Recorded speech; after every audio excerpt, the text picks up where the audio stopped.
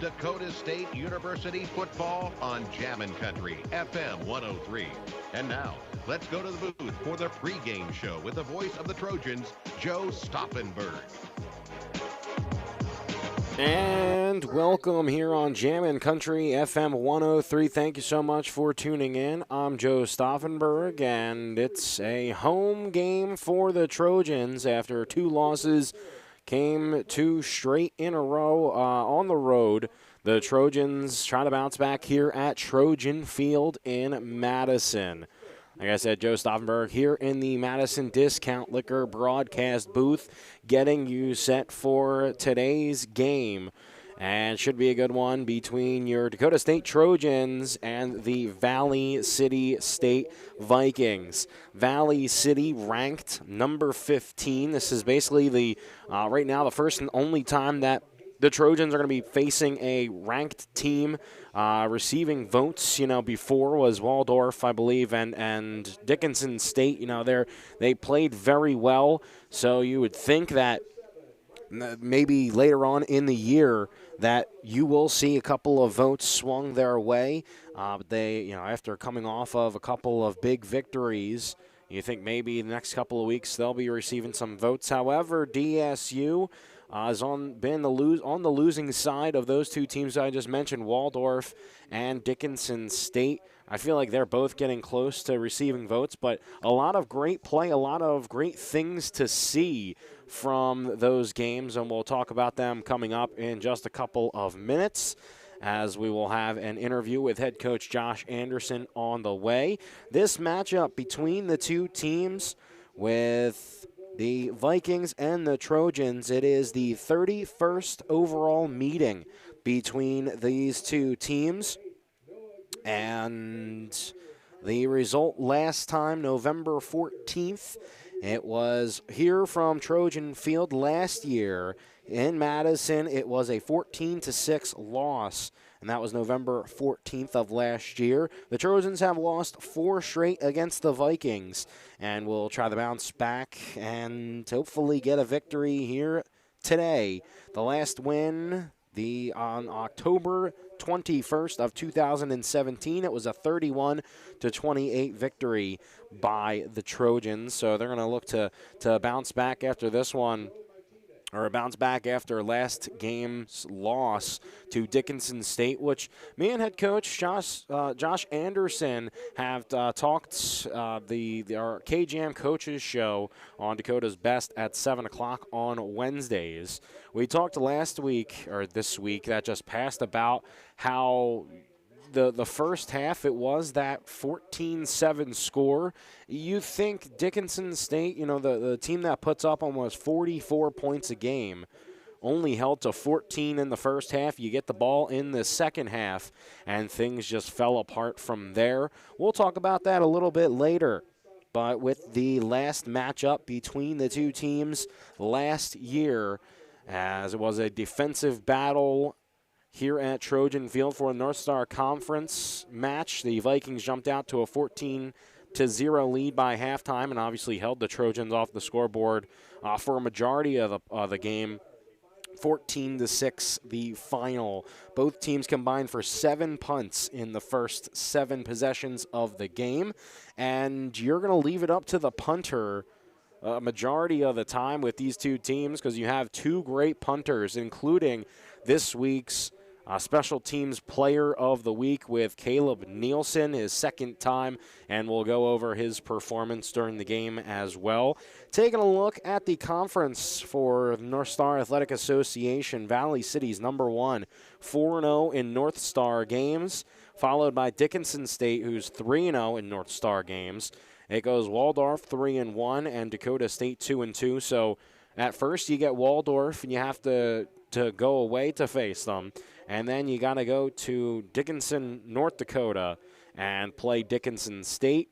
You have the 2 of the top 3 teams that you have to play, and then you play the third top team in the North Star standings today in Valley City. Overall, 6-0, and Dakota State is 3-3, so 500 in each the conference play and overall play.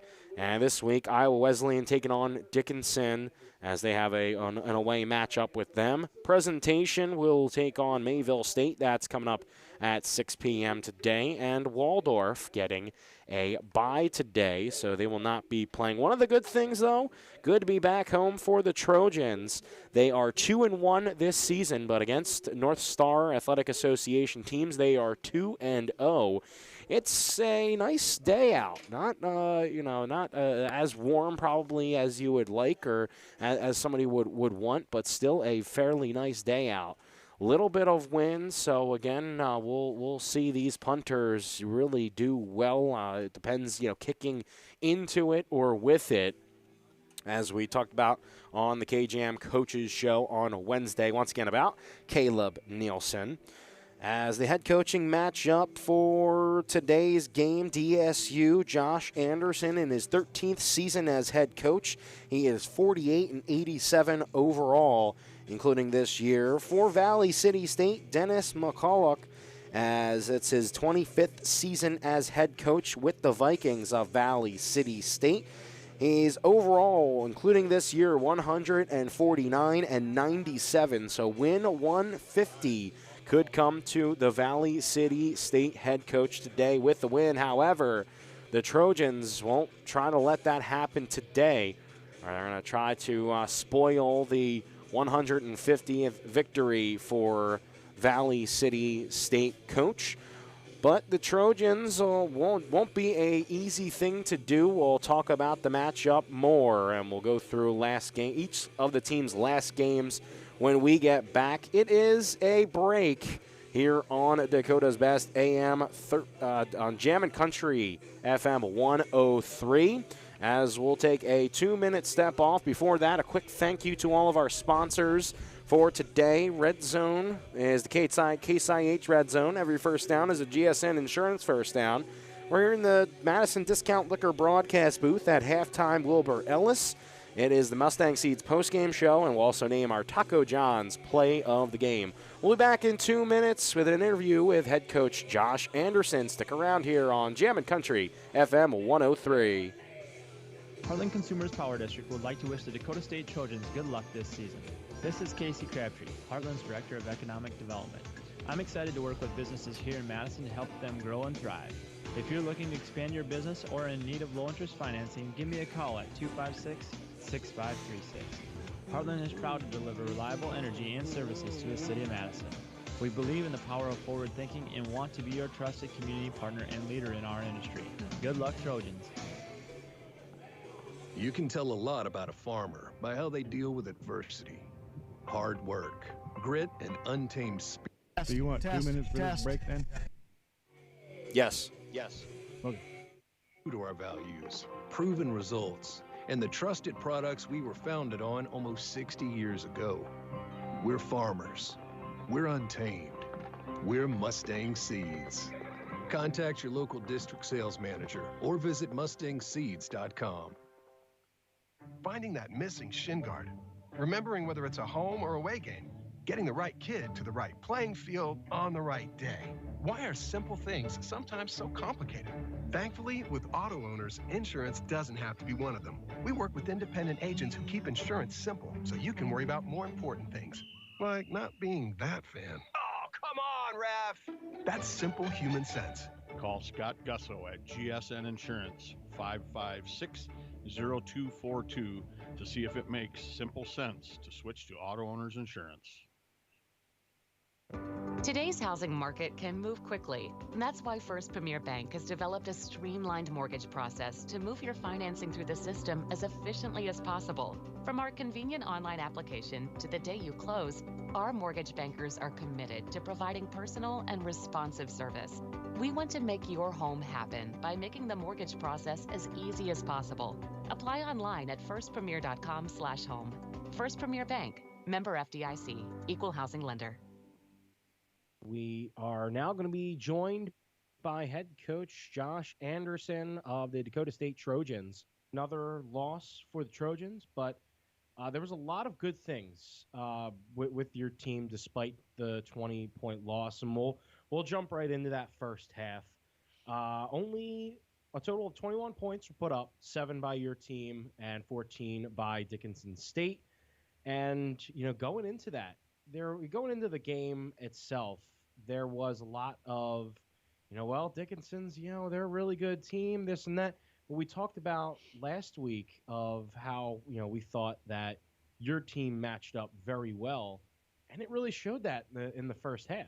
So, yeah, we're just down 14-7 at the end of this first half. Feeling good. We're going in. We put a drive late in the second quarter, and we're kicking a 48-yarder into the wind, and when the wind just killed it and died down and just missed the front end of the field goal post. Otherwise, Caleb Nielsen really put a good foot into it. And so right away when he hit it, I thought it was good. But, that's what I thought. Yeah, and it really was that windy. And, of course, when it's hanging in the air for 48 yards, those things happen too. So we felt good. We felt good going into the second half. And, we came out with the ball was going to be ours. They're kicking off to us, and we felt we were ready to go. But, the second half is a whole different ball game, I'm sure. We started off with the ball. Our quarterback rolled out to his right. Everybody was covered. Instead of just running or ditching the ball, throwing it out of bounds, he just lobbed it up in the air to, just played 500, I guess, just threw it up. And the guy, their defender ended up making a play on it. And then, like you said, ran it back to the 3-yard line, and they ended up scoring off that. And then, obviously, late in that third quarter, because we gave up 3 touchdowns in that third quarter, and ended up being the key aspect of losing that game. And all the momentum there. But we had a play that was the most unique play I think I've ever seen, going back and watching it on film, but it all happened right in front of my eyes, where our running back was down. The referees were running in to spot the ball. Right now we're down 20-7 because they missed the PAT on that first touchdown right out in the start of the second half. So we're down 20-7. We're driving. We're on the 24-yard line going in. His knees are on the ground. Play's dead. The referees are running in to spot the ball. This guy, same one that intercepted the ball and ran into the 3, rips it out, spins on his rear end, gets up on his knee, and takes off running it. But he did it all so fast that nobody saw what was going on. He was already 20 yards downfield before the refs really knew what was going on. And since they didn't blow the whistle, and since nobody really saw what was going on except our entire sideline, including myself, they ended up giving that touchdown to Dickinson State. So instead of us going in and scoring, which we're going to do, I mean, we're driving the ball and running it right through them. Now we're down 6 points. It's 20-14 halfway through the third quarter, and we're going to have the wind at our back in the fourth quarter. Instead, they get the touchdown. That's a 20-point swing. That's a 20-point swing in Dickinson on a fluke situation that just should not have happened. I mean, worst case scenario, if he gets the strip and he's rolling around on his butt and pops up on his knee and takes it off, then they got the ball right there, and they still got to go 84 yards, give us a chance to stop them, which I'm sure we would have, but it just ended up being a huge backbreaker against Dickinson State. 6-time conference champs in a row that are at home. It was the worst possible scenario thing that could happen. Fourth quarter, we did stick one in to make it 34-14, but it was just too little too late after that third quarter. Like I said, it was just such a frustrating day. Another great performance by Caleb Nielsen. North Star Athletic Association Special Teams Player of the Week, and another great punting performance. Did have one inside one touchback, 3 inside the 20 out of 7 punts, 303 yards, and the longest of 70. Average about 43.3 for the game. Yeah. One of the top punters right now, according to the NAIA stats website, in all of NAIA. He's a returning All-American for a reason. He's pretty salty, and first team All-Conference punter last year. So, and he had that big win behind his back when he hit the 70-yarder, and I mean he sent that thing. Oh my goodness, when he hit that, everyone was like, whoa. But what really helped him out was when he was punting into the wind. He also hit some big ones there. He hits a ball that just cuts through the wind, and then, for us to have the wind in our face, and at the end of that first half like that, it was a decision. Do we try and throw one up and see what happens, or what? We know he's got the leg to do it, and he, like I said, he just barely missed it. So he's special. We're gonna miss him. He's a senior. He's incredibly smart, so he's got some things lined up for his future that he's going to go do very well, and good for him, but we're going to definitely miss him. And And Alexander Maxey, who's his short and long snapper, he hasn't missed one yet in the 4 years he's been here. And I mean, he's incredibly good with the ball. He's quick, and that helps Caleb out, so he's not rushed so much. He puts that snap on the money, and then Caleb obviously doesn't have to try and hurry through things. Makes a huge difference. And so those two together have just been fantastic, and they're just great human beings too. So how is your defense going to stop what they have to bring to the table on offense? Well, that'll consist of having enough depth. We need to be too deep on the defensive line, linebackers, and be able to rotate even our defensive backs if needed, but especially up front, the D-line and some linebackers. They are big. They are big offensively. On their offensive line, they've got a really big tight end that should probably be playing tackle, but he's athletic enough to play tight end and does really well. And so he's tough. He blocks well. He runs routes well. He catches the ball well. He's got soft hands. And they got a running back who just, he just runs hard. And then they got athletic receivers, and they got a 6-year starting quarterback. And so very veteran offense. They're methodical. They're very basic, very easy. They just do it very well. If you know what's coming, you still have to stop it. And that's the difficult part. And they know that. So that way they don't have to do anything special. They've got a really good, solid defense. They've got good special teams. They just play smart football, try not to turn the ball over, control the clock, get first downs. First downs result in some points. They got a really good kicker. It's him and Caleb Nielsen, I swear, the specialists of the week every week, so they've got a really good PAT kicker and a punter. Well, their punter's their quarterback, but he kicks off and does PATs and field goals, and he's really good at it. So they're just a very, very well-rounded team. Coach, thank you for your time, and good luck. We'll be talking to you after the game. I appreciate it. Thank you very much. Trust the licensed, insured, and guaranteed service of Bob's Electric in Madison. No matter if it's new or existing service upgrades, things like lighting. You want a 1 for this or a 2? Just one, please. Just one, please. Okay. Thank you. Electrical needs. They also offer 24-hour electrical emergency service. Bob's Electric serves Howard, Canova, Madison, and surrounding areas. Call 1-800-475-3006 and talk to your friends at Bob's Electric, serving Southeast South Dakota. Rusty and Wyland Funeral Chapel is honored to serve local and area families in their time of need when experiencing the passing of a loved one. Mark Rustan and staff at Rustan Wyland Funeral Chapel are committed to providing the highest quality of care and services for all families who are entrusted in their care. They pride themselves on taking the time to create meaningful, appropriate, personalized services for each and every family they serve in their time of need. Mark Rustan and staff at Rustan Wyland Funeral Chapel is here for you today, tomorrow, and in the future. Today's officials are Darren Berg, the referee. And you're listening to Jammin' Country FM 103. National Anthem just finished up. Coin toss is done. We're just a few moments away from the start and the kickoff of today's game. It is going to be Brenner Furlong and Jack Anderson receiving the kick, as the Trojans will be going from right to left to start the game and receiving the ball. So Valley City State will receive the second half kickoff, and they'll be kicking off to start the game. Valley City coming off of a 44-10 win against Presentation College. It was Jalen Pfeiffer, 20 of 33 for 295 yards and 3 touchdowns for the Dakota State Trojans, bouncing back, or trying to bounce back from a 20-point loss against Dickinson State. Tough time running the ball. I think they'll try the rebound and try to do another game of ground and pound after a tough Valley City team. The Trojans in their DSU blue. All DSU blue for the Valley City State Vikings. It will be white tops and dark gray, almost black pants with the red helmets. Vikings kicking from left to right. You're listening to Jammin' Country 103.1 KJAM FM Madison, and the kickoff is going to be taken into the end zone for a touchback.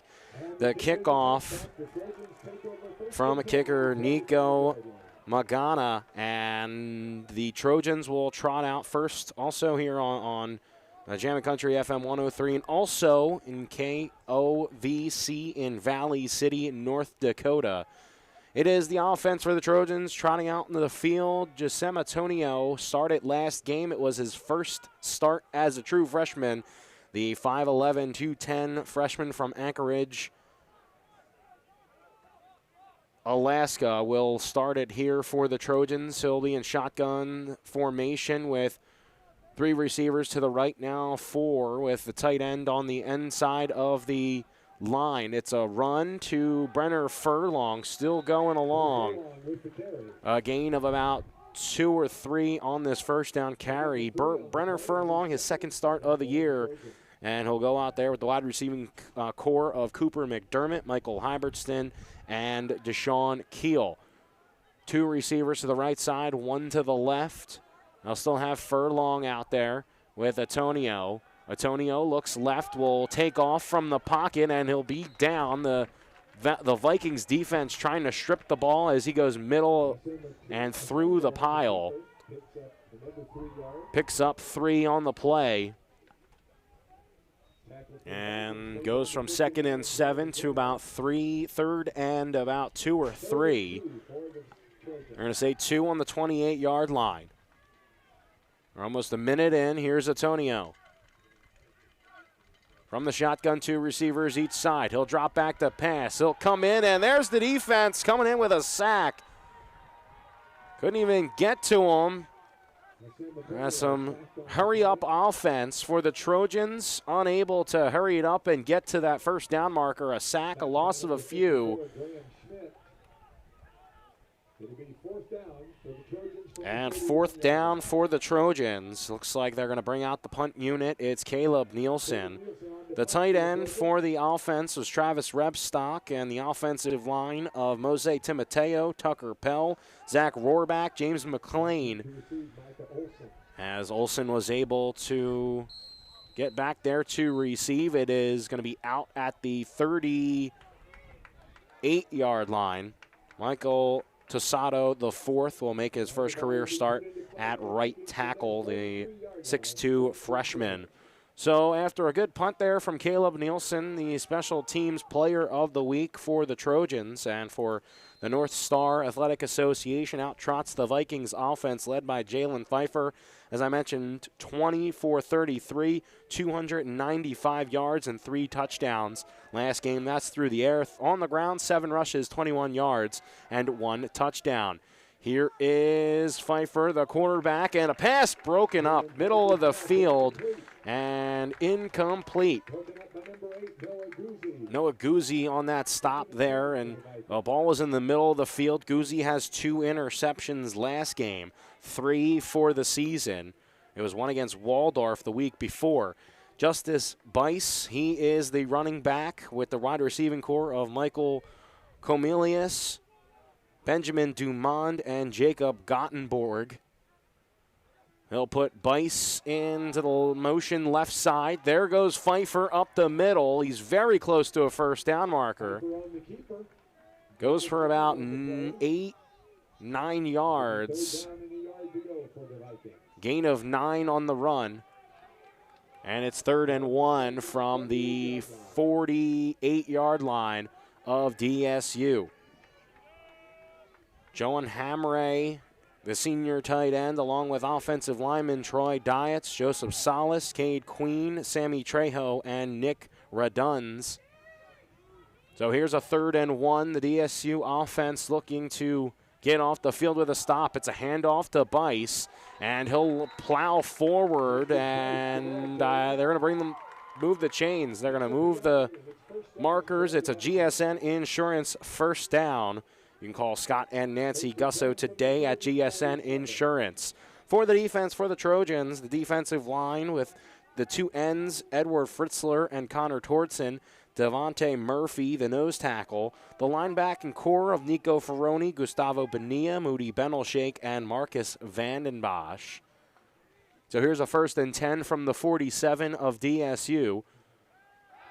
as it's going to be a pass left side, caught, and a gain of about 2 or 3, and immediately broken up, or stopped rather. The pass to freshman Mac Jones, a reception, the first one of the day for anybody on the Vikings.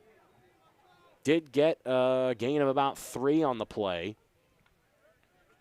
It's 2nd and 7 at the 44, 11.5 left to go in the first quarter. The Trojans receive the ball to start the game, so the Vikings will get the ball to start the second half. 2 receivers each side. Man's put in motion. It's going to be a pass here from Pfeiffer. It's shotgun pass. Now he rolls out. Now he gets down the field to the first down marker, left side, and he's very close. A good gain on second down. You have to see the chains move. They're going to call him out about a yard or 2 short of the first down marker. And it's 3rd down once again. If you're the defense of the Trojans, you want to stop the Vikings to get off the field. But again, this might be go for it territory. It's 3 receivers to the right, 1 to the left. Bice is out there with the quarterback Pfeiffer. In the shotgun with Bice to his left.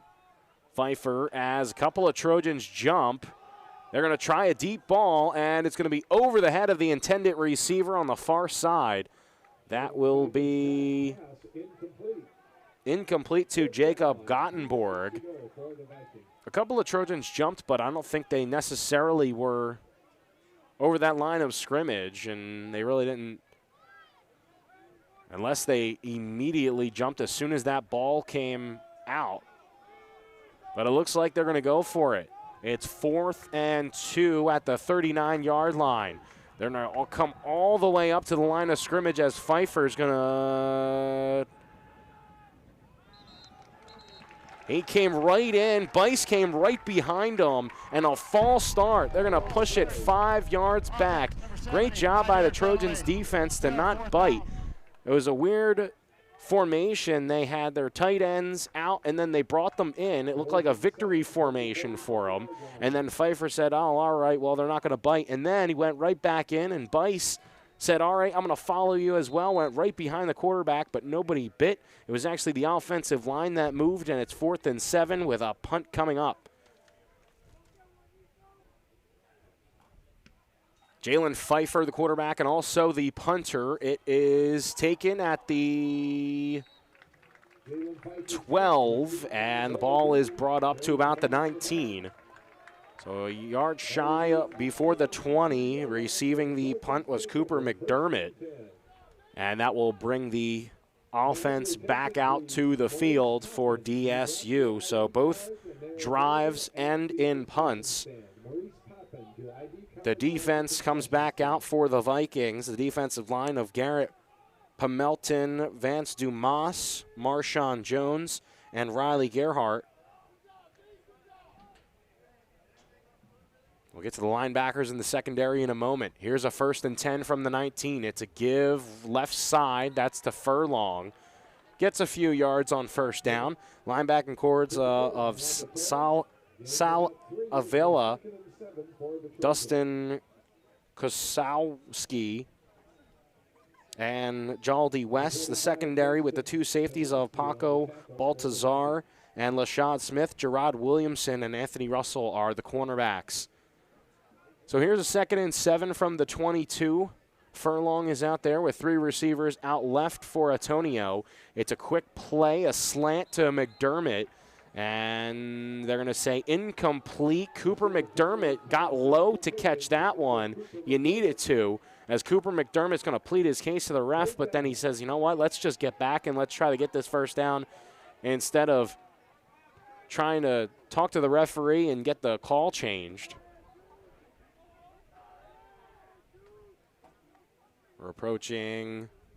We're at 9:40 left to go in the first quarter. Still no score here in Trojan Field. Here's a 3rd and 7. Antonio in the shotgun with Furlong to his left. 2 receivers left side, 1 to the far side. As Antonio will drop back to pass. He rolls left. Fired and tried to get it to Keel, but it was off the hands of Blake King. Tried to get it to Keel, who found the end zone last week.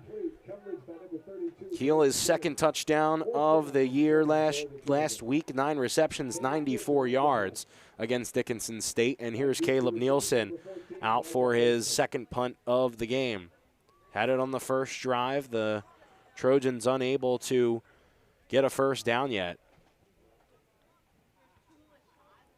First punt went 26. The punt from the 22, and after a couple of bounces, the ball will go to the 50-yard line.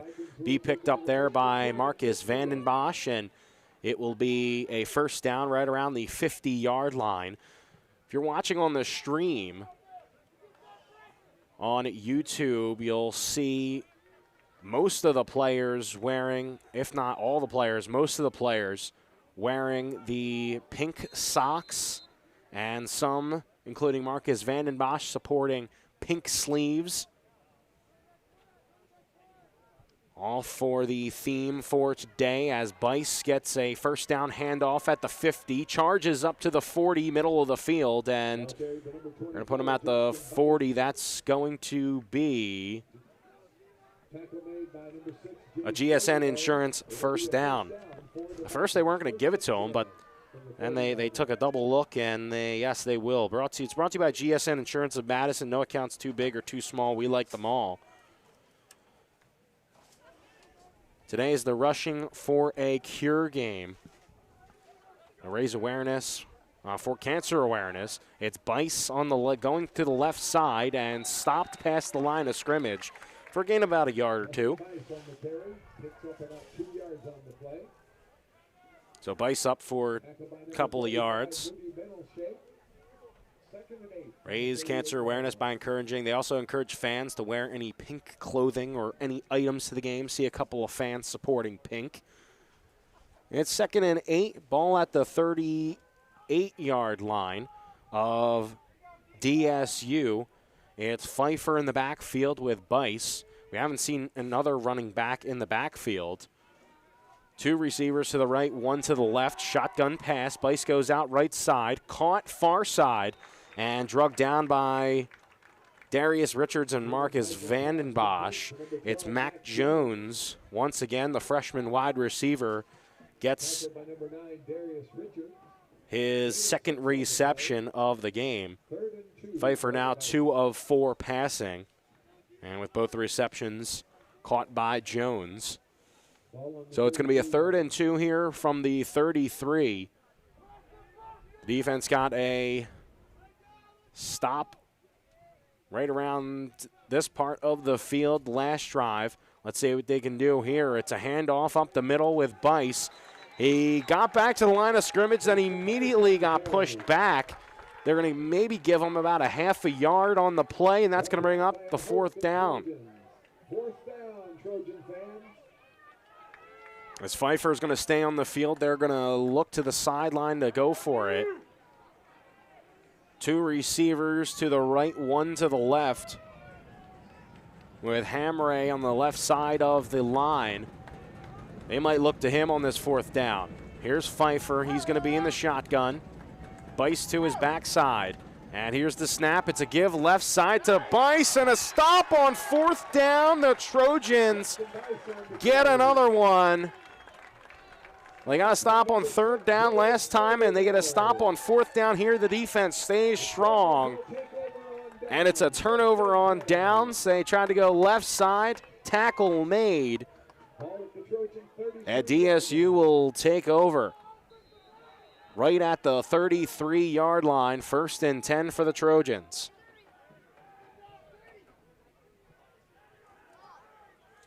Antonio made his first start last game. Furlong made his first start of the season last game. Gets his second one here. Here's a 1st and 10. They go inside. That's Jack Anderson now, who gets up to the 25-yard line. We're seeing another 2 or 3 yards for the gain. 2nd and 9 for the Trojans. Tackle made by number 59, Riley Gerhardt. So to the 34-yard line instead. It's only going to be one on that play. It's two receivers, one to each side. Antonio's going to look, and it's caught by the tight end, Siegfried. And that's going to be the first down of the game for the Trojans. It's a GSN Insurance first down, and now now DSU starting to move the ball a little bit. Take it one step at a time. You let the freshman throw, you get a first down.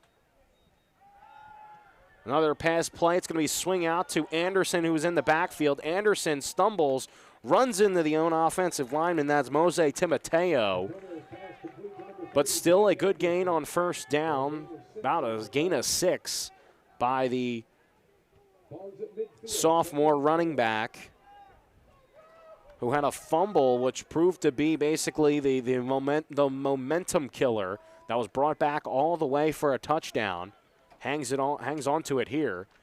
Anderson to the left of Antonio. It's a quarterback keeper left side. Gets up to the 50 and gets to at least to the line of scrimmage again. So it was originally snapped. We approach 5 minutes left to go here in the first quarter. Quickly moving. We might see another defensive battle. We saw one last year, a 14-6 victory by the Vikings of Valley City. Valley City State held strong, only 6 points against DSU. Might see another one. Two receivers right side, one to the left. Antonio is going to drop back to pass. Caught in the middle of the field by Keel to the right hash mark and goes down before the 40-yard line. It's another GSN Insurance first down, converting on that third down. And this is what you want to see early on. You want to start seeing those third down completions and getting that first down off that third down. You got to win on first and second to win on third. Three receivers left side for Antonio. Found Keel. That's his favorite receiver ever since coming into any of the games. Here's Antonio. He's going to give it off to Anderson right side. About a gain of a yard or 2 for Anderson. 15 rushes for Anderson last game for 39 yards. Had 3 receptions for 49. Marshawn Jones on the tackle. It's a gain of 1. It's on the 41-yard line. Two receivers each side. A man put in motion. It's McDermott now to the left. Here's a pass from Antonio. Steps up into the pocket. Finds McDermott near side. Jukes a man and will get up to right around the 37-yard line. McDermott in the flank, waving his arm, saying, hey, I'm open. Give it to me. Makes some man miss and a quick juke move. Gets him up a few yards, a couple of yards that if he just gave up, he wouldn't have gotten. So kept it alive. Here's third down and 4. They're going against the wind. Lake put in motion. Now he goes back to the near side. Two receivers each side. Antonio drops back, looks right, decides to throw it, and it is caught far side, and that's going to be a first down.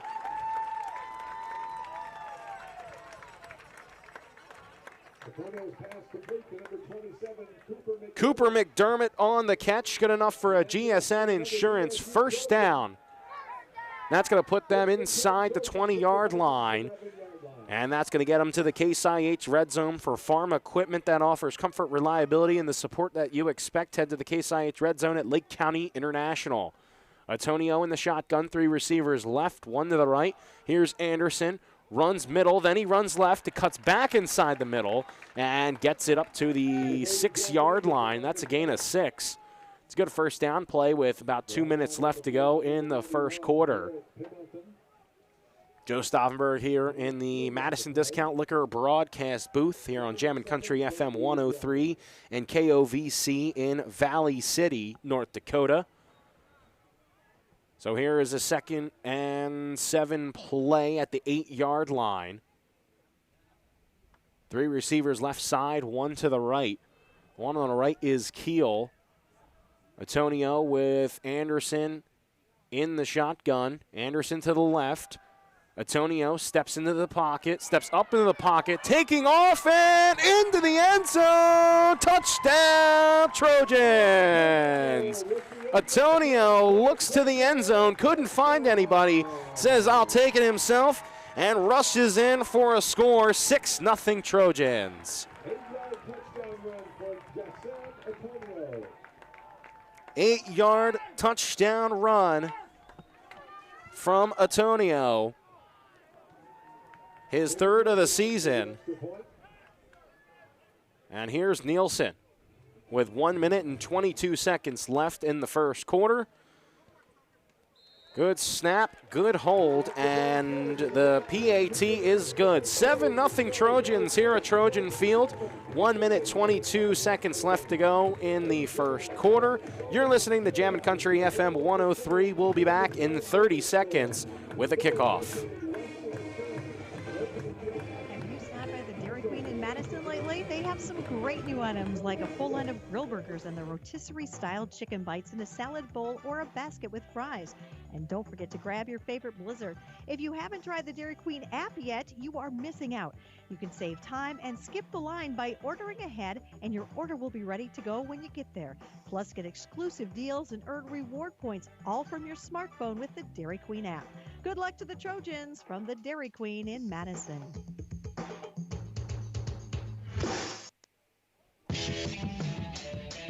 So a score by the freshman quarterback, Antonio, his third of the year, and it puts the Trojans up 7-0 with a good kick from Caleb Nielsen.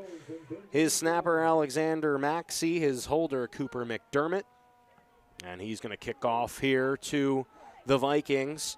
It is Jones and Dumond, and a fumble there by Jones. He picks it up, and he's still running left side. The far side brought down before the 20-yard line, or right at the 20-yard line. And so out comes the defense that held not only the Vikings once in their territory, but twice, including a big fourth down that wasn't picked up that eventually led to that drive, and then again led by just Jason Antonio. So here is first down and 10 from the 18-yard line for Valley City.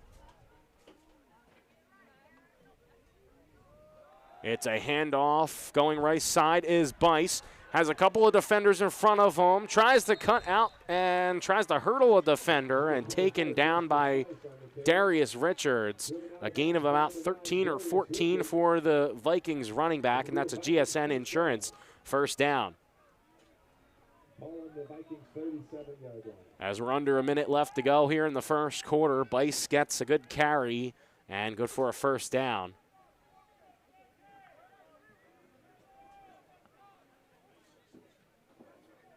Two receivers left, one to the right. Two backs in the backfield. It's Bice now taking this one left side, only about a yard from the line of scrimmage. And a good stop there for the defense on that right side.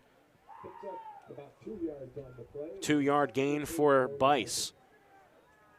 Bice 6 rushes, now 7 for about 38.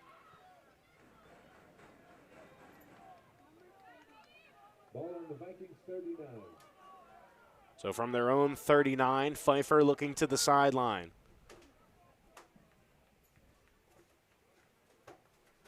As this might have already saw the final play of the quarter. They're going to let that one go down, and yes.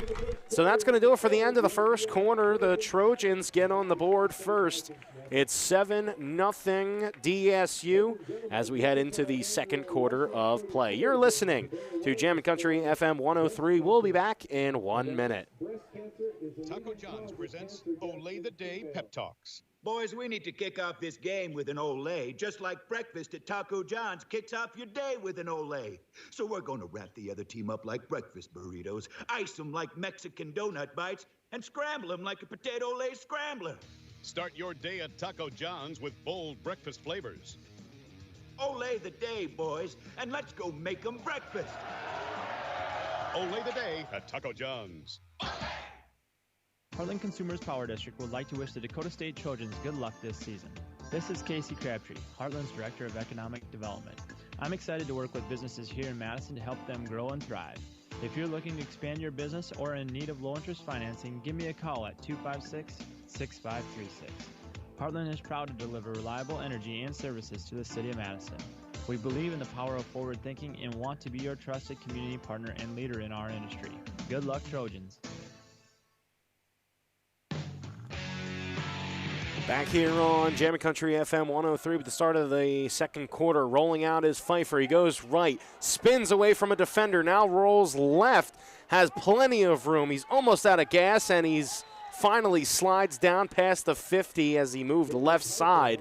The defense had him wrapped up, but then he finds a way to get out of it, and Pfeiffer rushes for a GSN Insurance first down as they get to the 49-yard line of DSU. That's the first play to start this second quarter. The Trojans are up 7-0 on the Vikings.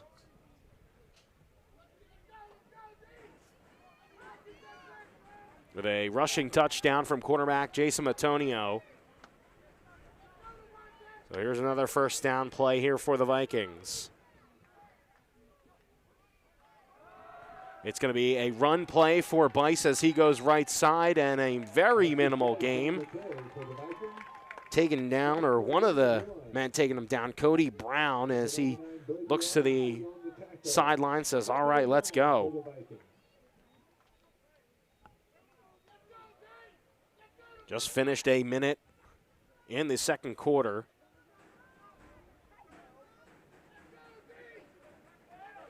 So here are the Vikings with two receivers left, one to the right. It's Pfeiffer in the shotgun along with Bice. He's going to run it. It's going to be to the right side. Bice jumps up, hurdles a defender, but immediately gets blown up before the first down marker.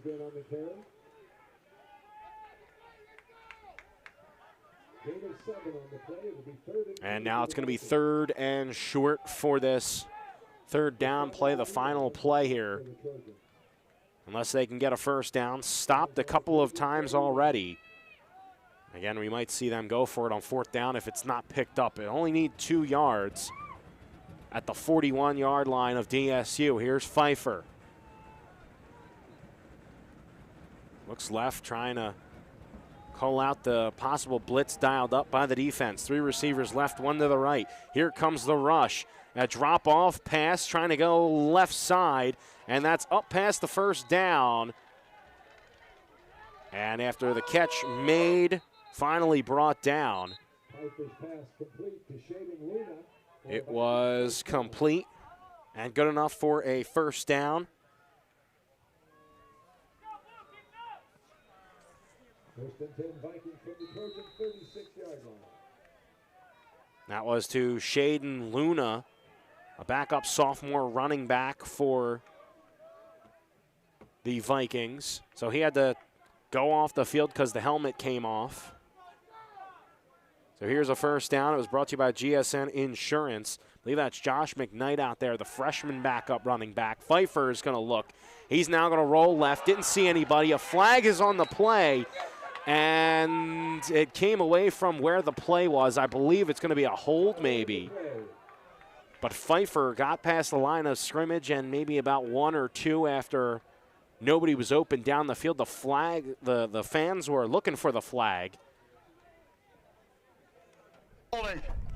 Offense number 57, 10-yard penalty from the previous spot.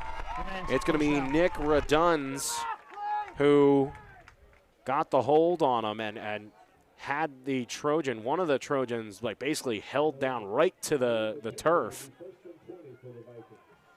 So with that play, it's now 1st and 20 for Valley City State from the 46-yard line of DSU. 3 receivers are spread out wide right. There's 1 to the left on the near side. The Vikings are going from right to left. And here's Pfeiffer. He'll drop back to pass. He'll have Bice wide open. Nobody covers him. He'll get up to the 40-yard line, spins around, and gets up to the 37. And before he's taken down, a good gain to get those yards back. goes almost to the original line of scrimmage at the 45. They're going to say he's or 35 rather. He's at the 36.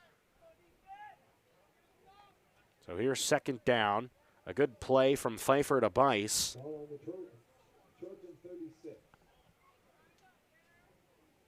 It was only about a half a yard before getting back to that line of scrimmage. They're going to mark it at a 2nd and 10 as we approach 11 minutes left to go here in the second quarter. First quarter move quick. It's 7-0. Here is a designed run from the quarterback. Pfeiffer gets past the 35-yard line to the 34. That's about a 2-yard gain on the QB draw. Now we'll bring up third. Defense has endured already a lot of these third downs. Some successful, some not. But here's Pfeiffer with Bice in the backfield. 3 receivers left, 1 to the right. 3rd and 8. Pfeiffer drops back. He looks long. Chasing him right side and incomplete. The pressure put on by Edward Fritzler, and he shorts his receiver, and it's incomplete. So on the 34,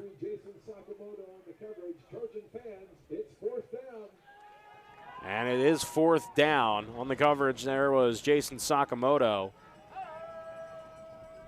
Didn't have to do much, but it was a stop. So it's 4th and 8 here. 2 receivers right side, 1 to the left. The tight end, Hamray, is on the right side, and instead of going for it, it's a punt, and it's not a very good one. From the 34, it's going to be picked up around the 21. And that's going to be a 1st down Trojans. It looked like they were going to go for it but the kicker, or the punter for the Vikings, also the quarterback, he decides to try to put it on his foot. They're trying to pin him back. And only about a 14 yards the ball only traveled. So with 10:07 now, another start of a drive for DSU. Here's Antonio. 2 receivers left side. And it's a handoff. Going up the middle is Anderson. You can tell by the long hair coming out of his helmet. Gets up for a few yards as we are under 10 minutes left to go in the second quarter. It was Anderson's 4th carry of the game. He's got 9 yards now. Antonio's the leading rusher right now with 11 yards on 4 carries and that 1 score. That's so far the only score of the game. Anderson now to the left of Antonio. It's 2nd and 9. It's a handoff once again for Anderson and gets more this time. Gets up to the 27-yard line, middle of the field. 3rd and 3 now after he picks up 6. And it'll be on the 28-yard line now. Second quarter action here on Jammin' Country. And it's a handoff yet again to Anderson. Plows through the pile. And I think he'll be maybe a half a yard short. No, that's going to be a GSN Insurance 1st down. It looks like he didn't get far. But they're going to give him that 1st down. It's so tough to tell when you get into that pile, but it's hard to tell when the play is over because all the running backs for DSU run so hard and so tough into that pile. Here's a pass from Antonio. Drops back now, steps up, runs into Anderson as he's trying to block. Antonio's going to go deep, and it is broken up. That's a great play on the far side of the field. Tried to get to Travis Rebstock, the tight end.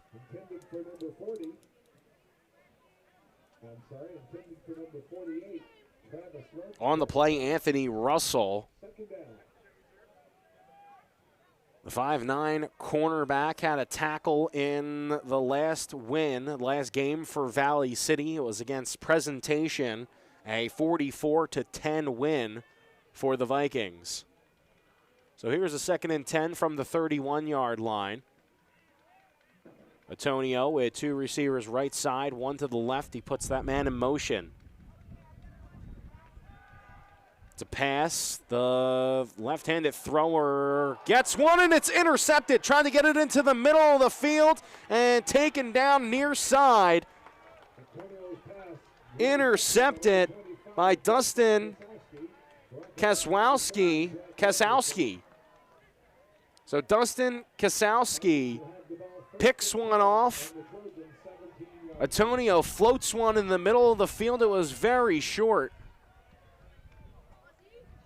And now the momentum shifted to the Valley City State Vikings.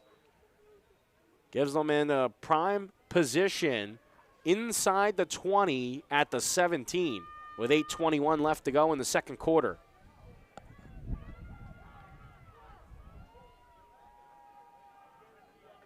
So here's 1st and 10 from the Trojans' 17. It's Pfeiffer. He looks to right side. He got 3 receivers there. Caught and in the end zone for a touchdown.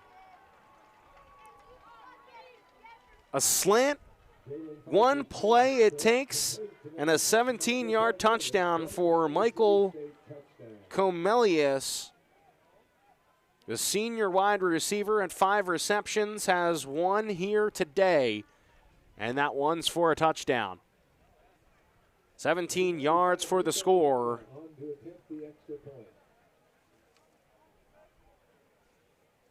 And for the extra point, Nico Magana.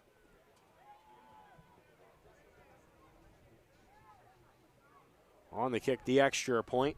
The holder is Avery Thorsgaard. And the kick is good with the short snapper being Jaron Hamre. And the kick is good. So it's 7-all here at Trojan Field. 8:16 left to go in the second quarter. It's 7-7. We get back in 30 seconds. We'll have the kickoff to the Trojans as they'll be receiving it. Try to break this 7-7 tie. You're listening to Jammin' Country FM 103, back in 30. Finish their regular season on Saturday, October 23rd, before their preparation for the North Star Athletic Association Championships in November. The Trojans travel to Fox Run Golf Course to run in the Mount Marty Invitational. First race is set for 10:30 a.m. in Yankton. Looks like we're already back here on Jammin' Country FM 103. Joe Stavberg here with you in the Madison Discount Liquor broadcast booth. It is 8:16 left to go in the quarter. 7-7. 7-7. And it will be another kickoff for the Vikings after the 17-yard score. The pass play got him into the end zone. 1 play after the interception made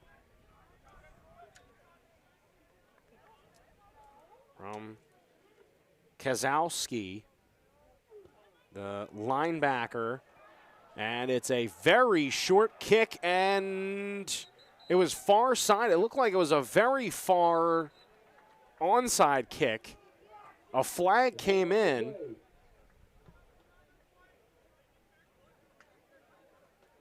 Trying to catch the Trojans off guard. Braden Wallenstein was coming off the field and pointing the direction for DSU. Let's see what they're going to call here.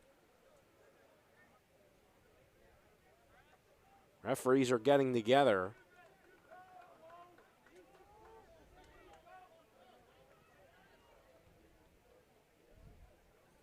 So let's see what the call is. Kick catch interference against the kicking team, 15 yards from the spot of the foul. First down, Dakota State. So they're going to say that basically kicking interference, or trying to, interference for someone that's trying to catch the ball. So that's going to move them up 15 yards. So it would have been around the 30, 35-yard line. You bring them all the way now to start their drive at the Vikings 48. It'll be first down, DSU, 7-all. With 8:15 left to go in the second quarter. So here's Furlong in the backfield with Antonio, 2 receivers right side. It's a screen pass left side to the 1 receiver there, still going, kept on his feet, gets to close to the first down marker. Michael Hybertson, who didn't have a reception last game, the freshman wide receiver from Sioux Falls, gets 8 on that first down play. It's 2nd and 2. Antonio, we'll hurry up offense here. 2 receivers left side. They're going to give it to Furlong. First bounce left, now goes right. Gets out a defender. It's another one beat. Cuts inside now. Now gets to the 10, inside the 10 to the 8. But a flag's on the play.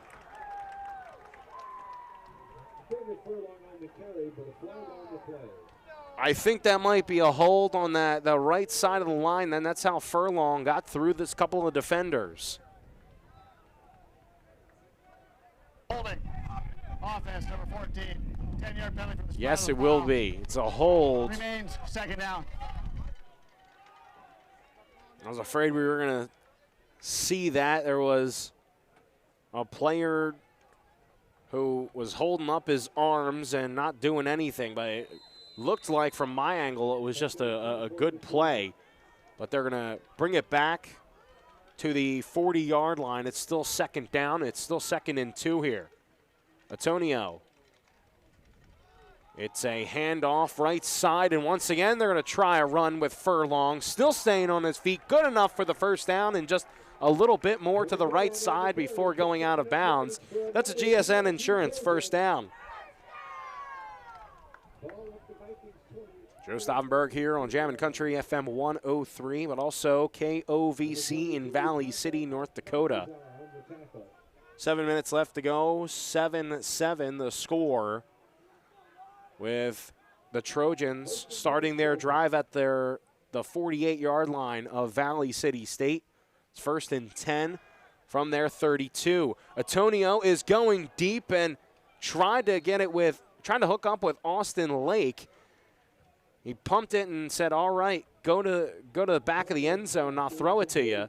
The throw came there, but Lake stayed basically in the same exact spot he was when the pump fake happened.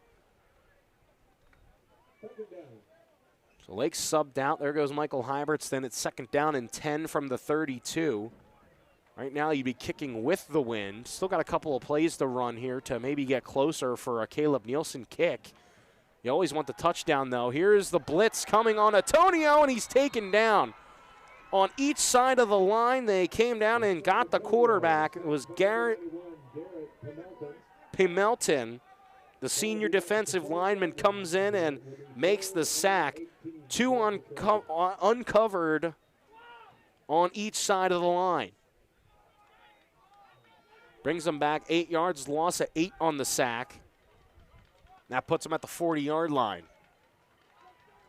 Antonio with 2 receivers left side and 1 to the right.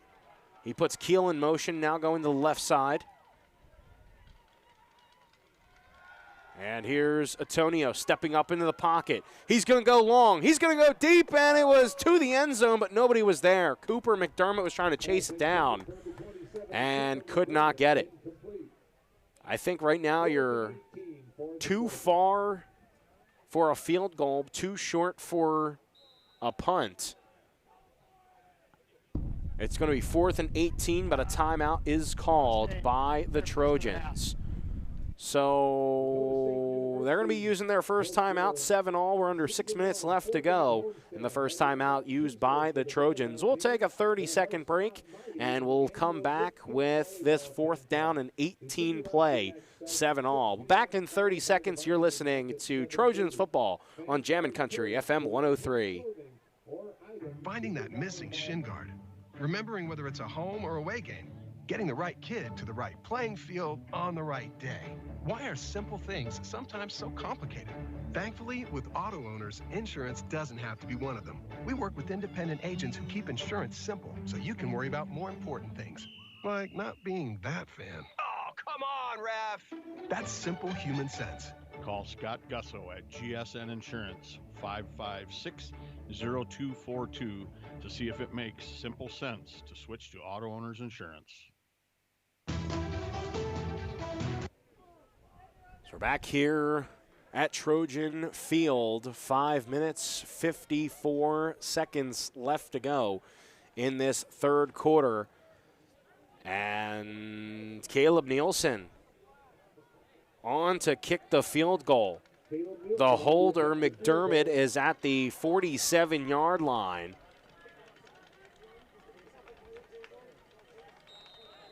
It's going to be a 50-plus yarder here with the wind. McDermott gets the snap. Good snap, good hold. And the kick is off the crossbar. Nielsen frustrated. Oh, man. Hit off the crossbar. Almost made it with the wind. Man, that's a tough play. You got to give Nielsen props on that one. That was a 50-plus yarder.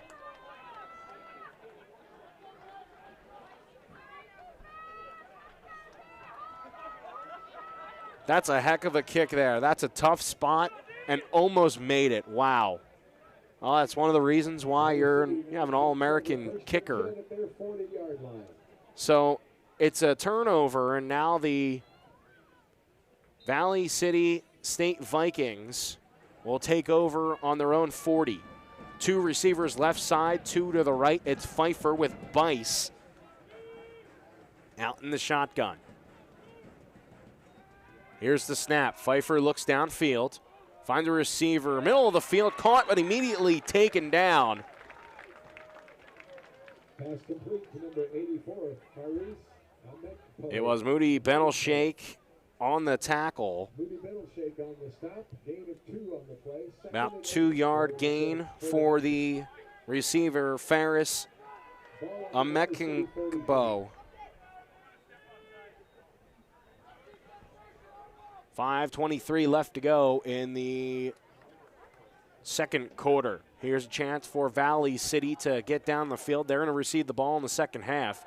It's a second down play, and that one tipped off the receiver's fingertips and drops incomplete. Mac Jones there. Fell right through his fingers. And falls incomplete. 3rd down and 8 now. Ball at the 42. The first down catch was made. And then a drop there on second. Here's a 3rd and 8. Another big stop for the defense here is needed. 2 receivers left and 1 to the right. Pistol formation. And here's Pfeiffer. He looks right side, finds Bice on a screen. And he wasn't initially wrapped up, but finally gets brought down a little past the 45. And it's a 3-yard gain. No matter what, Pfeiffer's going to stay on the field because it's either going to be a 4th down go for it or a 4th down punt. Looks like the punt unit is coming out. It's Noah Guzzi dropping back deep to receive the kick. It's going to be Pfeiffer. If he does indeed kick this one, it's going to be into the wind. Yeah, he's backing up. So they're actually going to mark him down at the 45 and a 4th and 5. From the right hash mark is Pfeiffer. Pfeiffer's going to set this one up and punt. And it, once again, not the best punt as they're going to let the ball roll to about the 25-yard line. About a 30-yard swing there from that line of scrimmage. So DSU will have the ball with 4 minutes, 13 seconds left to go in the second quarter. Joe Stauffenberg here in the Madison Discount Liquor broadcast booth. I'd like to see a big drive here to end it. It's what you want to see. You know, Valley City likes to hold the ball and likes to have that time of possession. Well, now it's time for the Trojans to have a nice 4-minute drive to hopefully end up in a score, and you could take a lead going into halftime. Here's a 1st and 10 from the 26. It'll be Furlong running left side and brought down for about a 1-yard gain. Brought down at the line of scrimmage. I'm going to say he actually didn't get a gain there. It's Avila on the tackle. So it's still 2nd and 10, under 4 minutes left to go here in the second quarter. 7-all here at Trojan Field. DSU Trojans and the Valley City State Vikings, a North Star Athletic Association matchup. Here is Antonio. He's going to drop back, finds a receiver, caught, and still on his feet as he cuts to the middle of the field near that first down marker. It was Hybertson again, and that's going to move the chains of GSN Insurance. First down. It's brought to you by GSN Insurance of Madison. No account is too big or too small. We like them all. So it's 1st and 10 for the Trojans. Antonio in the backfield in the shotgun formation with Brenner Furlong. He puts him to his right. 3 receivers right, 1 to the left. Here's Antonio, and immediately brought down in the backfield. Stops for an immediate loss. The defensive lineman from Valley City, North Dakota, Riley Gerhart, who had 2 sacks last game. 8 total tackles, 3 of them for losses. It'll be a 2nd and 14 for DSU now after the run from Antonio. 3 receivers right side. He's going to look there. Antonio is going to be taken down, and did the ball come out? It did look loose while he was falling down to the ground. The Vikings are saying that they have it. And they're going to warn it to Valley City.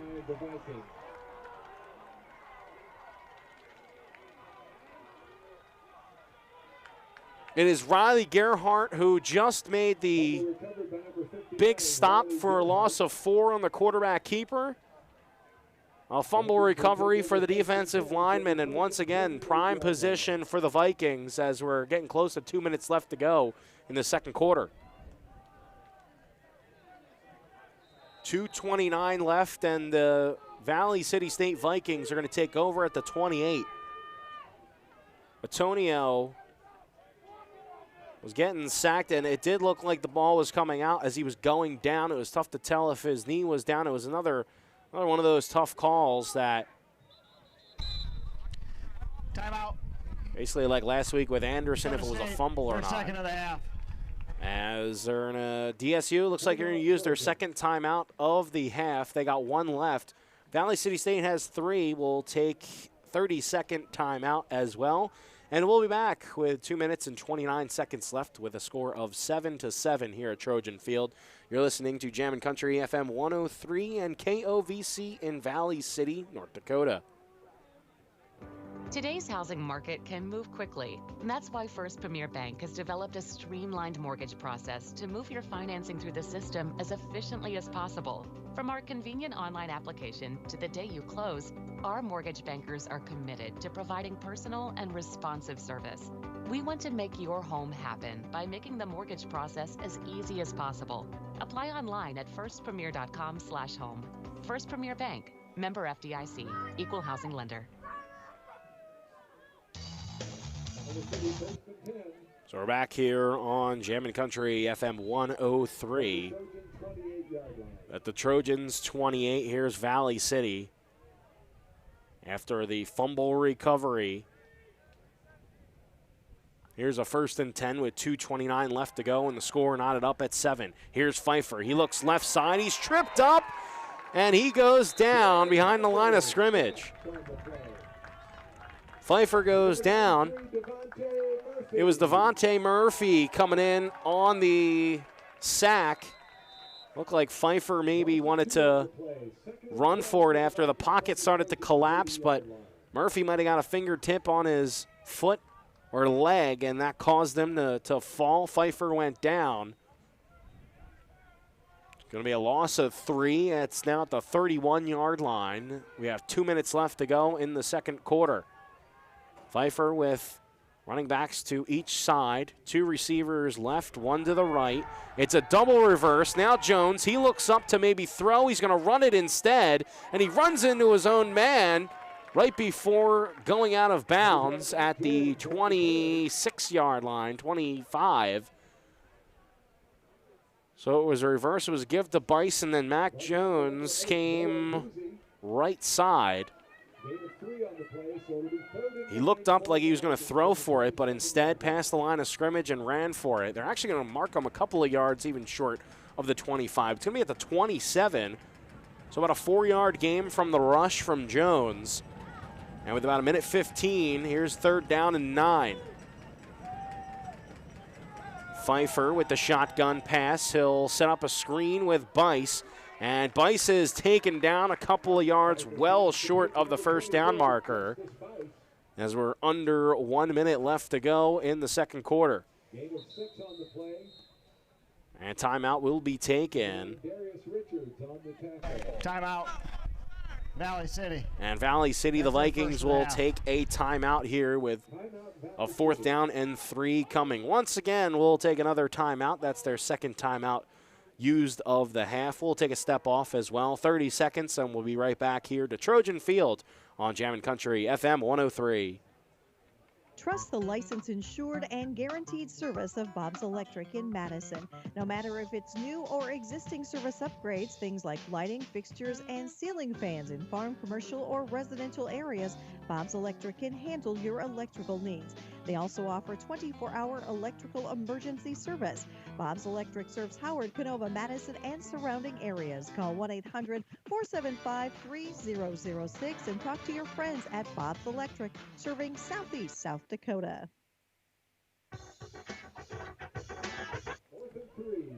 And so we're back here on Jammin' Country FM 103, a 4th and 3. Pfeiffer out there. It looks like with the offense, 2 receivers left, 1 to the right. Bice the running back. Here's a 4th and 3 with 55 seconds left. They're on the Trojans' 21. Pfeiffer now going in, calls his tight end to go to the right side of the line. 9 seconds on the play clock. Here's Pfeiffer. And it looks like they're just going to run to the sideline. Valley City, their second of the half. And timeout Valley City once again. It's with 55 seconds left. Once again, we'll have a 4th and 3. Each team now with 1 timeout for each half. We'll keep things here for right now. Jalen Pfeiffer, 8 of 12 for 49 yards and a touchdown. Justice Bice, 9 rushes, 47 yards. Pfeiffer's also got 26 on the ground. And they'll be looking for maybe more here. Once again, Pfeiffer coming out in the shotgun formation. I believe they're trying to get the Trojans to bite on that previous play. And once again, we're going to see a 4th and 3 here. Here's Pfeiffer. They'd be kicking into the wind, so we understand this decision. Bice in the backfield, 3 receivers left, 1 to the right. A throw over the middle. Was it caught? Yes, it was. That's going to be a 1st down. GSN Insurance 1st down. Hemry got the reception, had 2 receptions, 35 yards, and a touchdown. The senior tight end, it was against Presentation College Saints. Here's 38 seconds left. After a GSN Insurance 1st down, Pfeiffer's going to look to the end zone. It's a toss-up. And Richards, a big pass break up in the far corner of the end zone. Incomplete. Trying to get it to Jacob Gottenborg. That pass was intended for number 80, Jacob Gottenborg. That would have been his first reception, still looking for it.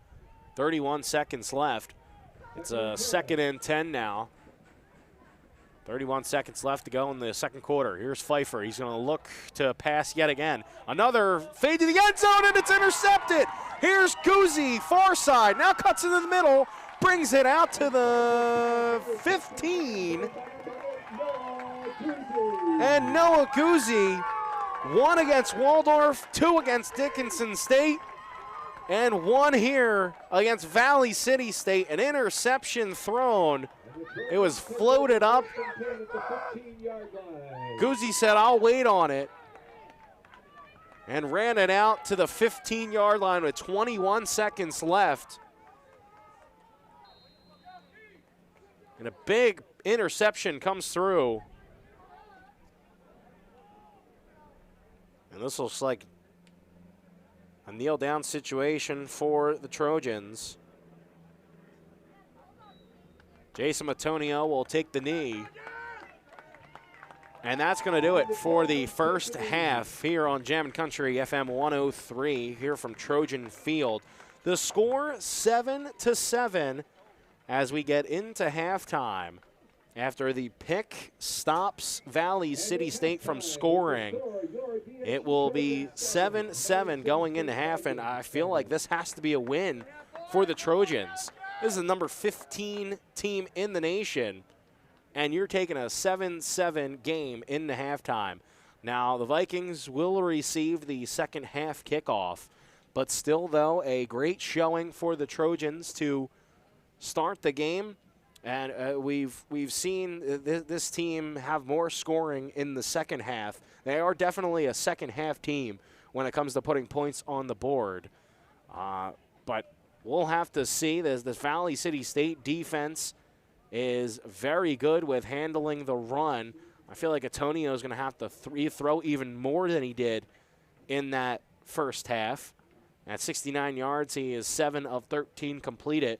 But we'll take right now a 3-minute break to get to the Wilbur Ellis halftime show live here from the Madison Discount Liquor broadcast booth. But we'll be right back after this 3-minute break for the Wilbur Ellis halftime show. Stick around here on Jammin' Country FM 103. Wilbur Ellis is a leading provider of innovative solutions in seed technology, as well as plant protection and nutrition. Wilbur Ellis, located in Chester, South Dakota, providing Asgrow and DeKalb brands, various field applications, and local plant data, can provide you with expert advice for your acres. Grow smart and reduce loss. Let Wilbur Ellis address your challenges. Contact your Wilbur Ellis representative at 489-2171. At Wilbur Ellis, they never stop looking ahead.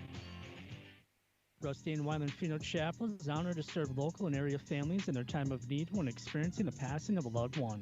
Mark Rustan and staff at Rustan Wyland Funeral Chapel are committed to providing the highest quality of care and services for all families who are entrusted in their care.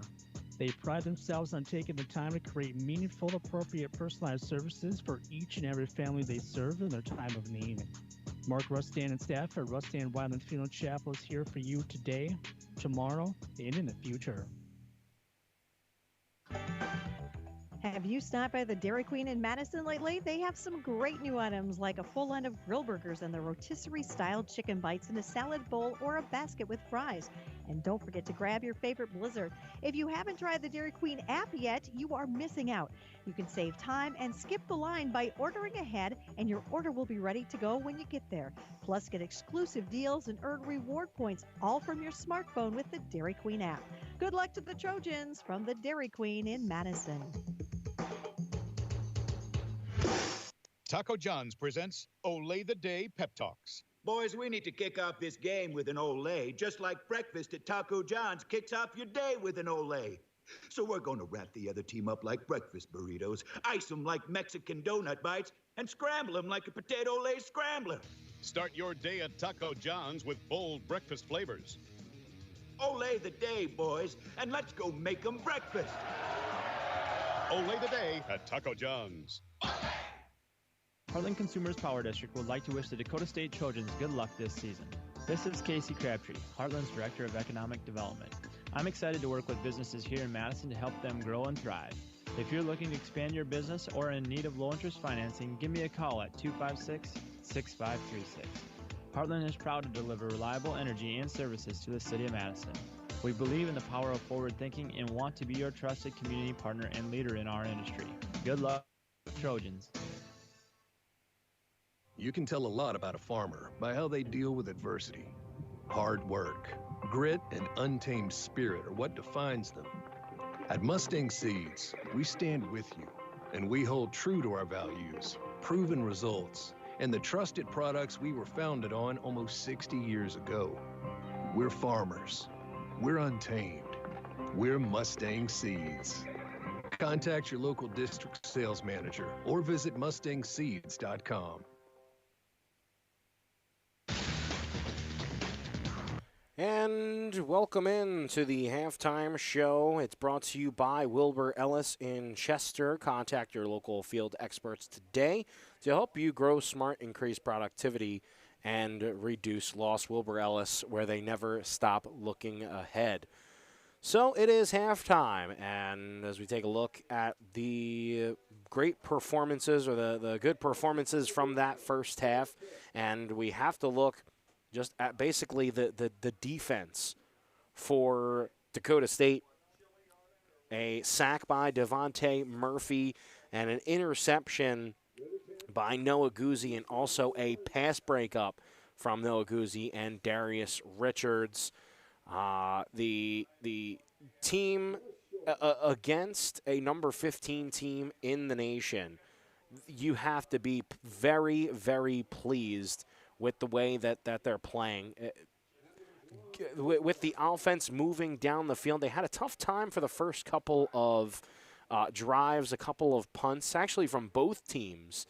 The defense holding the offense of Valley City, but you also have to take a look at the Vikings defense against Dakota State, not allowing much. Both teams only allowing 7-7, and then we kind of expected this, a grinded out, gritty game, just put your head down and see if, who's going to have that last second, that last minute score to basically end. And, we expect, nothing less of these two teams.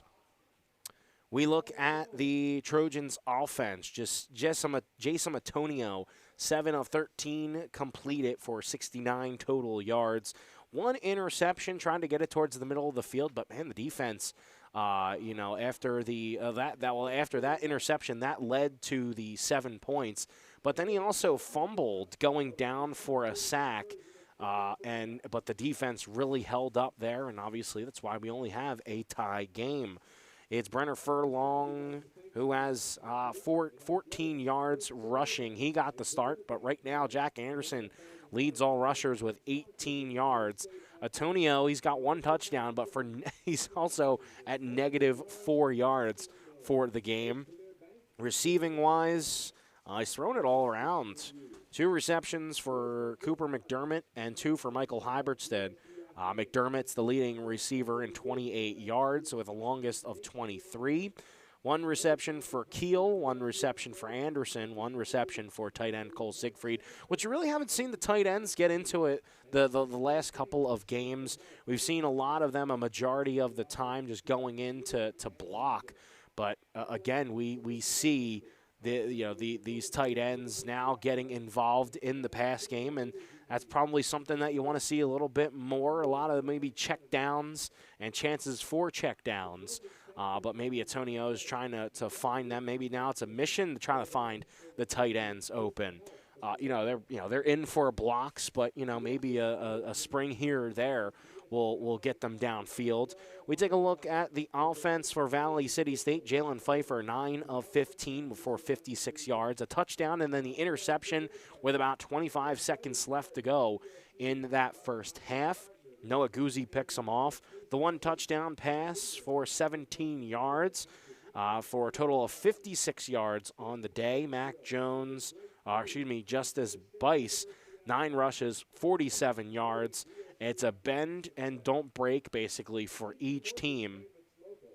And especially on the ground game, the defense, both teams just staying strong.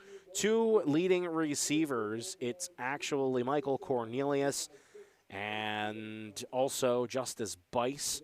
Both have 17 yards, but Bice with 3 receptions. We've seen a lot of the screen game, just waiting. The offensive line able to protect the quarterback and wait so that Bice can get out there, maybe set up some blocks, and they're able to throw it. So Pfeiffer has been able to find him a couple of times, and we'll have to see if we'll find him once again in the second half. They're going to get the ball to start the second half, as we'll look once again at the defenses when we get back from this break. 7-7 as we're in the Wilbur Ellis halftime show here on Jammin' Country FM 103. We'll be back in 3 minutes. Stick around for more of the halftime show here on Jammin' Country 103.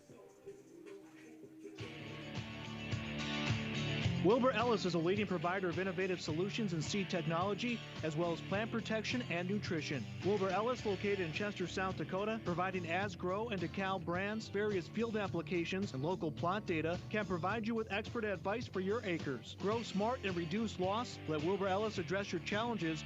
Contact your Wilbur Ellis representative at 489-2171. At Wilbur Ellis, they never stop looking ahead. Finding that missing shin guard. Remembering whether it's a home or away game. Getting the right kid to the right playing field on the right day. Why are simple things sometimes so complicated? Thankfully, with auto owners, insurance doesn't have to be one of them. We work with independent agents who keep insurance simple so you can worry about more important things. Like not being that fan. Oh, come on, Ref! That's simple human sense. Call Scott Gusso at GSN Insurance, 556-0242, to see if it makes simple sense to switch to auto owners insurance. Today's housing market can move quickly, and that's why First Premier Bank has developed a streamlined mortgage process to move your financing through the system as efficiently as possible. From our convenient online application to the day you close, our mortgage bankers are committed to providing personal and responsive service. We want to make your home happen by making the mortgage process as easy as possible. Apply online at firstpremier.com/home. First Premier Bank, member FDIC, equal housing lender. Trust the licensed, insured, and guaranteed service of Bob's Electric in Madison. No matter if it's new or existing service upgrades, things like lighting, fixtures, and ceiling fans in farm, commercial, or residential areas, Bob's Electric can handle your electrical needs. They also offer 24-hour electrical emergency service. Bob's Electric serves Howard, Canova, Madison, and surrounding areas. Call 1-800-475-3006 and talk to your friends at Bob's Electric, serving Southeast South Dakota. Rusty and Wyland Funeral Chapel is honored to serve local and area families in their time of need when experiencing the passing of a loved one. Mark Rustan and staff at Rustan Wyland Funeral Chapel are committed to providing the highest quality of care and services for all families who are entrusted in their care. They pride themselves on taking the time to create meaningful, appropriate, personalized services for each and every family they serve in their time of need. Mark Rustan and staff at Rustan Wyland Funeral Chapel is here for you today, tomorrow, and in the future. Have you stopped by the Dairy Queen in Madison lately? They have some great new items like a full line of grill burgers and the rotisserie-style chicken bites in a salad bowl or a basket with fries. And don't forget to grab your favorite blizzard. If you haven't tried the Dairy Queen app yet, you are missing out. You can save time and skip the line by ordering ahead, and your order will be ready to go when you get there. Plus, get exclusive deals and earn reward points, all from your smartphone with the Dairy Queen app. Good luck to the Trojans from the Dairy Queen in Madison.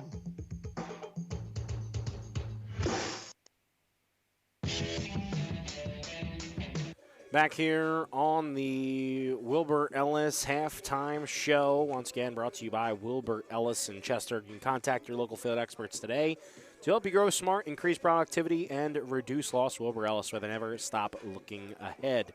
We take a look at the defense.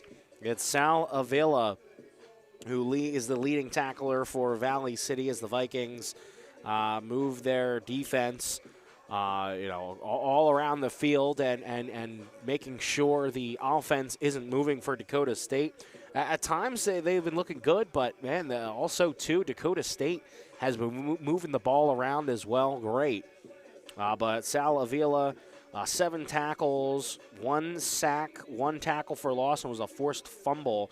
Interception, Dustin Kazowski, who brought it back for good enough for 19 yards.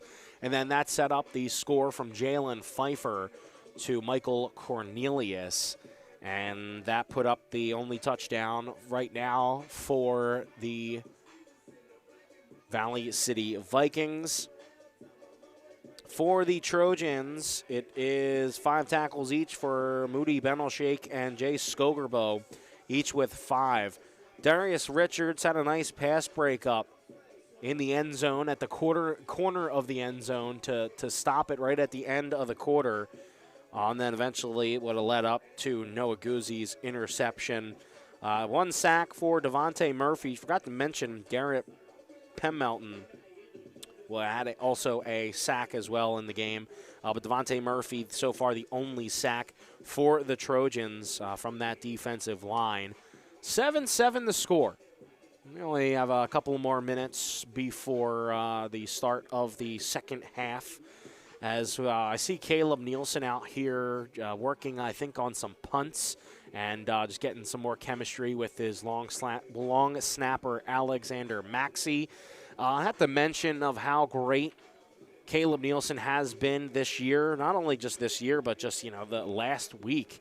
Fantastic. 7 punts for 43, about an average of 43 yards, and the longest of the game was 70. The second time this season he received the Special Teams Player of the Week. Once again, 7 punts, 303 yards.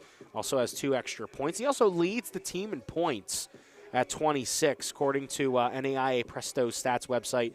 He ranks 5th in the nation in average yards per punt with 43. And also 10th in NAIA with 33 punts for 1,428 yards. 14 extra points, 4 field goals. Nielsen almost hit a 50-plus yarder with the wind at his back and pushing that ball. It hit right off the crossbar and immediately ran to the sideline, took off his helmet. He was frustrated at that one, and you really have to be. But also, too, you have to look at that and go, man, that's a tough spot to be in. And almost made it. You can't ask for your kicker to do any much more except for maybe about a yard or 2 more. But kicking with the wind, and for that, it was so tough for him to get that through. But still, a very close game. It's not like it was a make or break kick. It might come down to it at the end. It might be that 3-point difference, but you can't look at that kick and be, you know what, well, that's going to be the decider of the game, even if it is 3 points. But still a fantastic punter, a fantastic kicker. They've been leaning on him a lot this year, and I have a feeling that they're going to be leaning on him once again. He's practicing into the wind, and, man, they are netting and they are money, putting it all the way through, and obviously one of the better kickers in the North Star Athletic Association. We'll see more of him in the second half. Well, the Trojans' last win against Valley City State, it's been the complete opposite of what it is today. Last game, that last win against Valley City, 31-28, was the win in 2017, October 21st. But the complete opposite today, 7-7.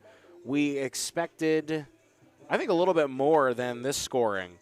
But the last game against Valley City lost 14-6.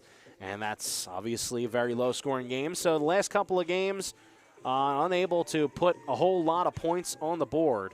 We'll have to see how the Trojans come out in the second half. But we'll be back in 2 minutes for about the start of the second half. You're listening to Jammin' Country 103. This concludes the Wilbur Ellis halftime show. Once again, you can contact your local field experts today at 489-2171. As Wilbur Ellis specializing in dry and liquid fertilizers, the Cobb and Asgrow seeds, and custom application of fertilizers. Contact them today, 489-2171 at Wilbur Ellis, where they never stop looking ahead. Back in 2 minutes. Taco John's presents Olay the Day Pep Talks. Boys, we need to kick off this game with an Olay, just like breakfast at Taco John's kicks off your day with an Olay. So we're going to wrap the other team up like breakfast burritos, ice them like Mexican donut bites, and scramble them like a potato Olay scrambler. Start your day at Taco John's with bold breakfast flavors. Olay the day, boys, and let's go make them breakfast. Olay the Day at Taco John's. Heartland Consumers Power District would like to wish the Dakota State Trojans good luck this season. This is Casey Crabtree, Heartland's Director of Economic Development. I'm excited to work with businesses here in Madison to help them grow and thrive. If you're looking to expand your business or in need of low-interest financing, give me a call at 256-6536. Heartland is proud to deliver reliable energy and services to the city of Madison. We believe in the power of forward thinking and want to be your trusted community partner and leader in our industry. Good luck, Trojans. You can tell a lot about a farmer by how they deal with adversity. Hard work, grit, and untamed spirit are what defines them. At Mustang Seeds, we stand with you, and we hold true to our values, proven results, and the trusted products we were founded on almost 60 years ago. We're farmers. We're untamed. We're Mustang Seeds. Contact your local district sales manager or visit mustangseeds.com. Finding that missing shin guard, remembering whether it's a home or away game, getting the right kid to the right playing field on the right day. Why are simple things sometimes so complicated? Thankfully, with auto owners, insurance doesn't have to be one of them. We work with independent agents who keep insurance simple so you can worry about more important things, like not being that fan. Oh, come on, ref! That's simple human sense. Call Scott Gusso at GSN Insurance, 556-0242, to see if it makes simple sense to switch to auto owners insurance.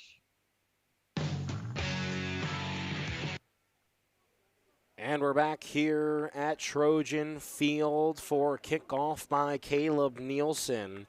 It is the start of the second half. Thank you so much once again for joining us this evening right here on Jammin' Country FM 103. Caleb Nielsen back deep to receive now. Mac Jones and Benjamin Dumont. And that ball will go into the end zone for a touchback. So out comes the Vikings offense, which they started the game, or started with the, or they didn't receive the first half kick. They'll start the second half here with a kick, or receive it, excuse me. So it is first and 10 from the 25 after the kick from Caleb Nielsen. Went into the end zone. Here is Pfeiffer, who's going to keep it, goes left side, runs right now, and a juke move getting up to the 30 and stopped there near side. Down by Marcus Vandenbosch. So it's about a 5-yard rush gain for the quarterback, Pfeiffer. From that first half, 9 of 15, 56 yards, and a touchdown with an interception late. Second and 4 now from the, you're going to say, the 20, or the 31. That was past the 30-yard line. So here's Pfeiffer. He's going to hand it off for a run yet again. They tried to go inside. And finally down. It's Bice once again for a run. Brought down for a gain of 3 on the play. Only a 3-yard gain, but with a second and 4, now you have a 3rd and 1. 3rd and 1 for the First drive of the second half. Here is Pfeiffer in the shotgun. Running back to his left, or right, excuse me, it's Bice. 3 receivers right side. Pfeiffer will hand it off right side. Bice gets very close to the first down. I think it's going to be 4th. That's a great start there by the defense. And joining us once again, the listeners, KOVC in Valley City, North Dakota. This is the first drive after a run from each down for first, second, and third. It was a 5-yard gain for Pfeiffer, the quarterback. Bice got up for a 3-yard gain, which made it 3rd and 1. And then Bice got back to the line of scrimmage, and then that's it for that 3rd down and 1. So it's 4th and 1 at the 34. As Noah Guzzi's back deep to receive the kick. Pfeiffer's going to punt this one away as Guzzi's going to let it go. And the ball's going to keep rolling backwards. It landed about the 36-yard line, and it bounced about 10 yards ahead for DSU. Good job there from the Trojans and Noah Guzzi to leave that one up. And so now we have the start of the first drive for DSU here in the second half. Appreciate you joining us here on Jammin' Country FM 103 and KOVC in Valley City. Here's a 1st and 10. Blitz picked up by Furlong. They go out, they swing it out left side to Siegfried. And it's about a 4-yard gain left side. Antonio to his tight end. 12 and a half left to go in the third quarter. It's actually going to give him 5 yards at the 50-yard line. A running back to his left, Antonio. It's a receiver to each side. Antonio's going to run left, but give it off to Furlong, who goes right. And it's a gain of about a yard. 1 yard gain on the play. Stopped by number 59, Riley Gerhardt. A long 3rd and 4 here. A pass play to get 5, 1 run for 1 yard.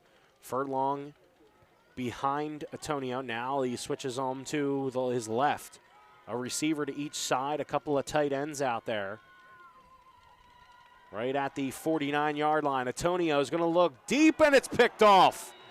He tried to go a little deep to Keel, and he was getting hit, so Antonio couldn't get it deep, and it's intercepted. Picked off by Jaldi West,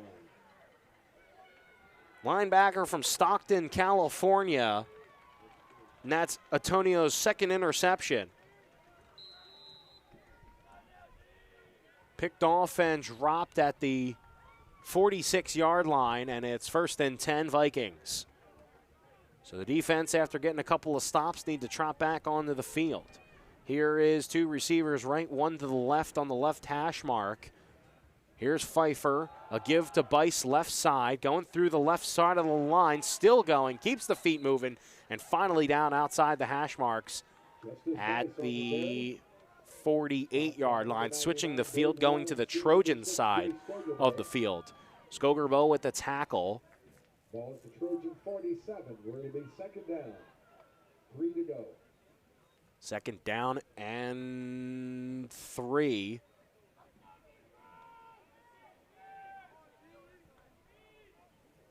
Under 11 minutes left to go in the third quarter. We're still trying to get underway here. That's 2 interceptions now for Antonio. 2 receivers right, 1 to the left. Bice goes right side, still going, missing a couple of tackles, still on his feet, and finally brought down outside the right hash mark at the 30-yard line, and that's going to be a GSN Insurance 1st down. Brought down by number 98, Cody Brown. Brown on the tackle.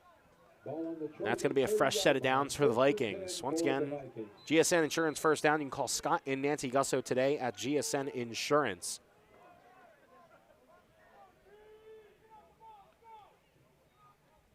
Seven all the score here at Trojan Field in Madison. 1st and 10 from the 30-yard line for the Vikings. 2 receivers left, 1 to the right. A tight end on the right side of the line. Here's a snap from Pfeiffer. He's going to look to pass. Middle of the field, and it was broken up. Skogerbo and Benelshake.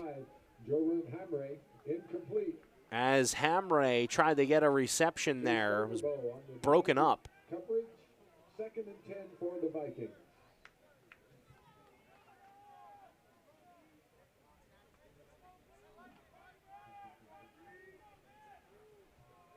So here's 2nd and 10 with 10 minutes left to go in the third quarter. We're still slowly but surely starting here. To pass from Pfeiffer. He looks right side and in and out of the hands of his intended target. Pfeiffer's pass intended for number 85. Joran Hamre incomplete. We're going to say Joran Hamre yet again. Gottenborg was also over there as well, so it could have been intended for him.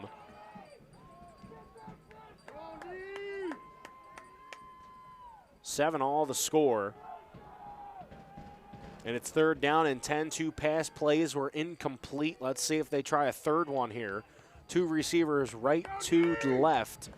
Bice behind his quarterback and Pfeiffer at the 30-yard line. And Pfeiffer is going to drop back the pass. He's going to look middle of the field. Bice has it. He gets up to the 21.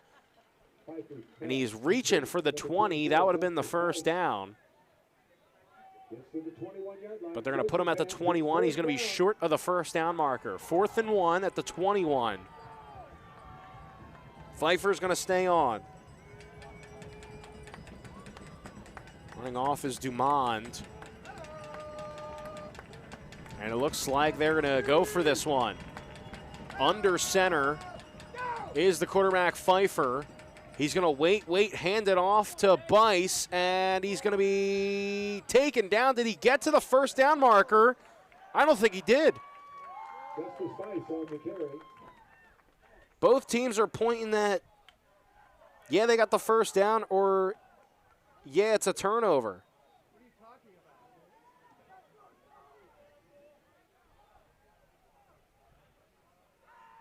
So it's going to be an official's timeout. They're going to measure this.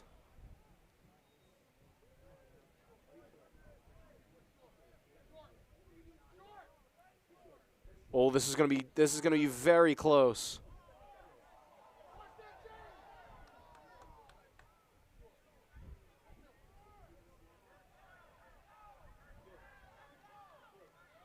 And they're going to give him the first down. They had to make sure that it wasn't wound up, but still with that had to have been just the tip of the ball to get to the first down marker. That's going to be brought to you by GSN Insurance. Oh, man, that was very, very close. So the Vikings get a first down off the 4th and 1 run. It was a wait, and then handoff for Bice. They bunched it up close to the offensive line. So it's going to be 1st and 10 from the 20-yard line of the Trojans for the Vikings. It's a handoff. Left side goes Bice. He tries to fight forward still, and I think he just got back to the line of scrimmage, and that's about it. Brought down by number 7, Marcus Vandenbosch. Vandenbosch on the tackle. Also Moody Middleshaken on the tackle. 2nd down for the Vikings. No gain on the play.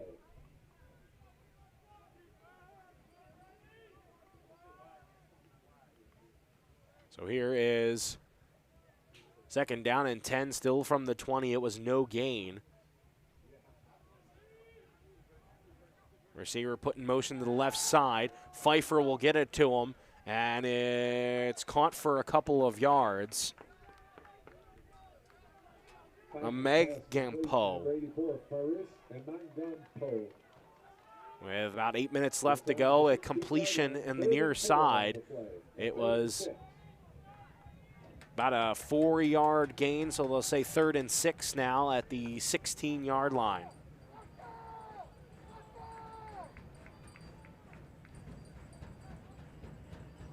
Three receivers right, one to the left. Here's Pfeiffer. Shotgun will put Bice to the left of him. He was behind him. 8 on the play clock, 7 on the play clock. It's still going. Finally, the offensive line gets down. And here comes the blitz by DSU, and the quarterback's going to throw it away as Gustavo Bonilla came on to deliver the big hit. Pfeiffer didn't see him until the last second before Pfeiffer was able to throw it away, and it's going to be 4th down once again. So Bonilla on the coverage.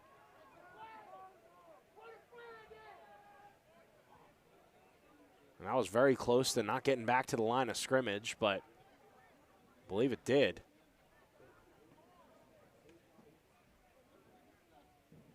But now the referees or the officials are getting together. Maybe it didn't get there.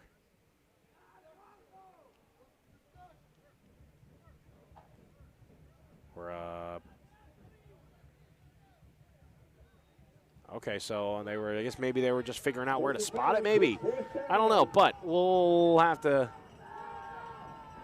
They're figuring out where to spot. Yeah, I think that's where they were in the field. But they're coming out for a field goal now. To kick the field goal, Nico Magana at the 16-yard line. The freshman kicker, Good snap, good hold. The line drive kick is good. Splits the uprights. That's 3 points. 10-7 the score, 7:29 left to go. In the third quarter, the Trojans will receive the ball on the other side of the break. Stick around, we'll be back in 30 seconds. It's 10-7 here from Trojan Field. You're listening to Jammin' Country. Trojan fans, are you ready for basketball season? Well, guess what? Our first DSU First Premier Bank has developed a streamlined mortgage process to move your financing through the system as efficiently as possible. From our convenient online application to the day you close, our mortgage bankers are committed to providing personal and responsive service. We want to make your home happen by making the mortgage process as easy as possible. Apply online at firstpremier.com/home. First Premier Bank. Member FDIC, Equal Housing Lender. Back here at Trojan Field, here on Jammin' Country, FM 103 and KOVC in Valley City, North Dakota. Joe Stauffenberg here in the Madison Discount Liquor broadcast booth. The score 10-7 after 3 points put up by the Vikings. The Trojans will be receiving the kick.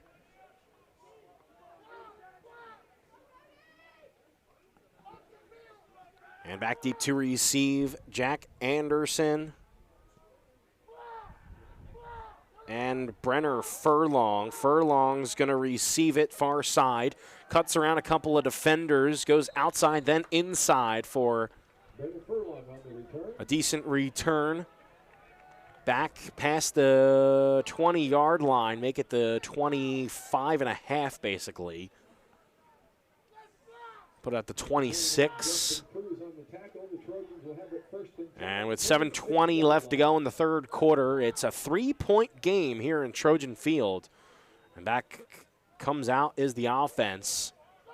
Gisem Antonio with 3 receivers out to the right, 1 to the left. With Furlong to now Antonio's left. Here's the snap. Furlong is still charging along up the field left hash mark. Gets right near the 30-yard line, but he is brought down before crossing. Gain of 4 on the play. It's a 4-yard gain. 2nd and 6 Trojans at their own 29-yard line.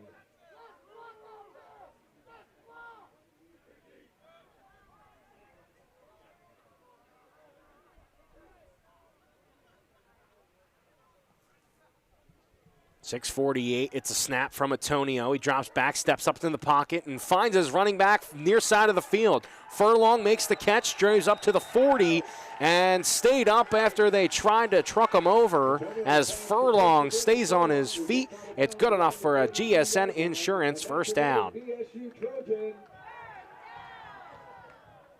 Trojans getting the first down here after the interception that gave the ball to the Vikings.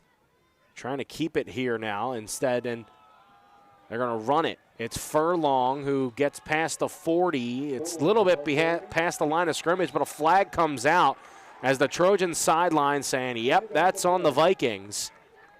Happened almost exactly as the play ended, or just maybe a hair after. Jones on the tackle. Referees getting together. Let's see what the call is going to be. Dead ball, personal foul, defense number 11. Dead ball, personal foul, offense number 89. Those penalties are going to offset. Still first down. So it's going to be offsetting penalties. So I believe that was number 14 for the Trojans, Deshaun Keel, and Nick Harberts of the Vikings. So it'll be 2nd and 10 from the 41. Antonio's going to look near side. Almost made a one-handed catch of Siegfried. He was going outside. The ball was coming inside towards him. Almost makes the one-handed grab you needed to get at least close to that first down marker right at the 50. And so we're looking at a 3rd and 10 here for the Trojans. 6:09 left to go in the third quarter.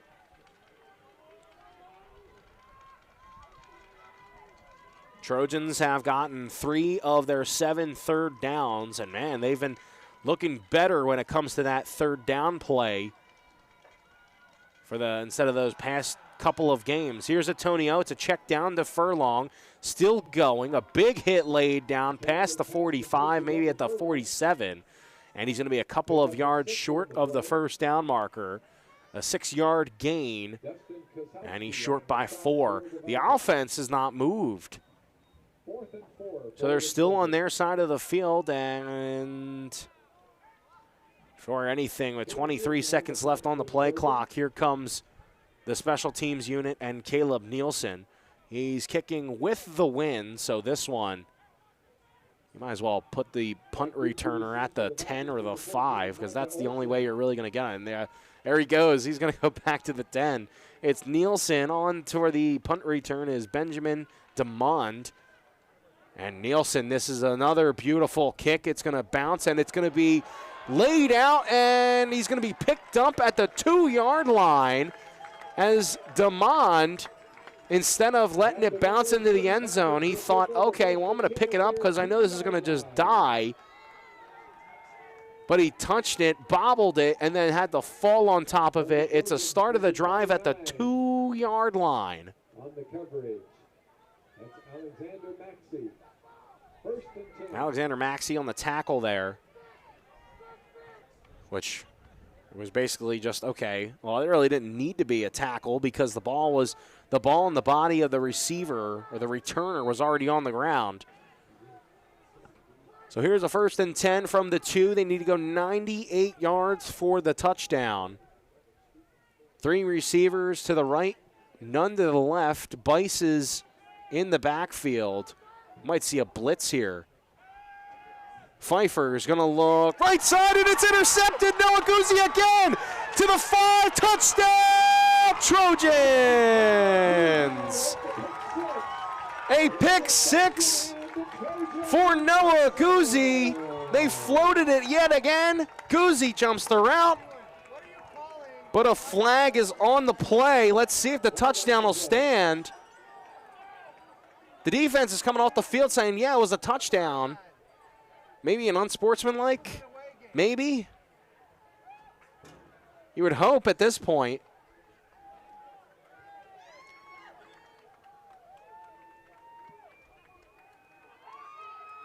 I believe this is going to be a score. Sideline warning against Dakota State. Warning only. Touchdown. A touchdown for the Trojans, and they take the lead. 13-10. Pending extra point here from Caleb Nielsen. The defense sends blitz. They look to the right immediately. But again, it was just a little too high and a little bit far for the receiver. Noah Guzzi fights through a couple of tackles, goes left side, gets in for the touchdown. And here's the extra point from Caleb Nielsen. The kick is up, and the kick is good. 14-10 Trojans. 5:05 left to go in the third quarter. We'll be back with more third quarter action when we return back in 30 seconds here on Jammin' Country FM 103. And move quickly. And that's why First Premier Bank has developed a streamlined mortgage process to move your financing through the system as efficiently as possible. From our convenient online application to the day you close, our mortgage bankers are committed to providing personal and responsive service. We want to make your home happen by making the mortgage process as easy as possible. Apply online at firstpremier.com/home. First Premier Bank, member FDIC, equal housing lender.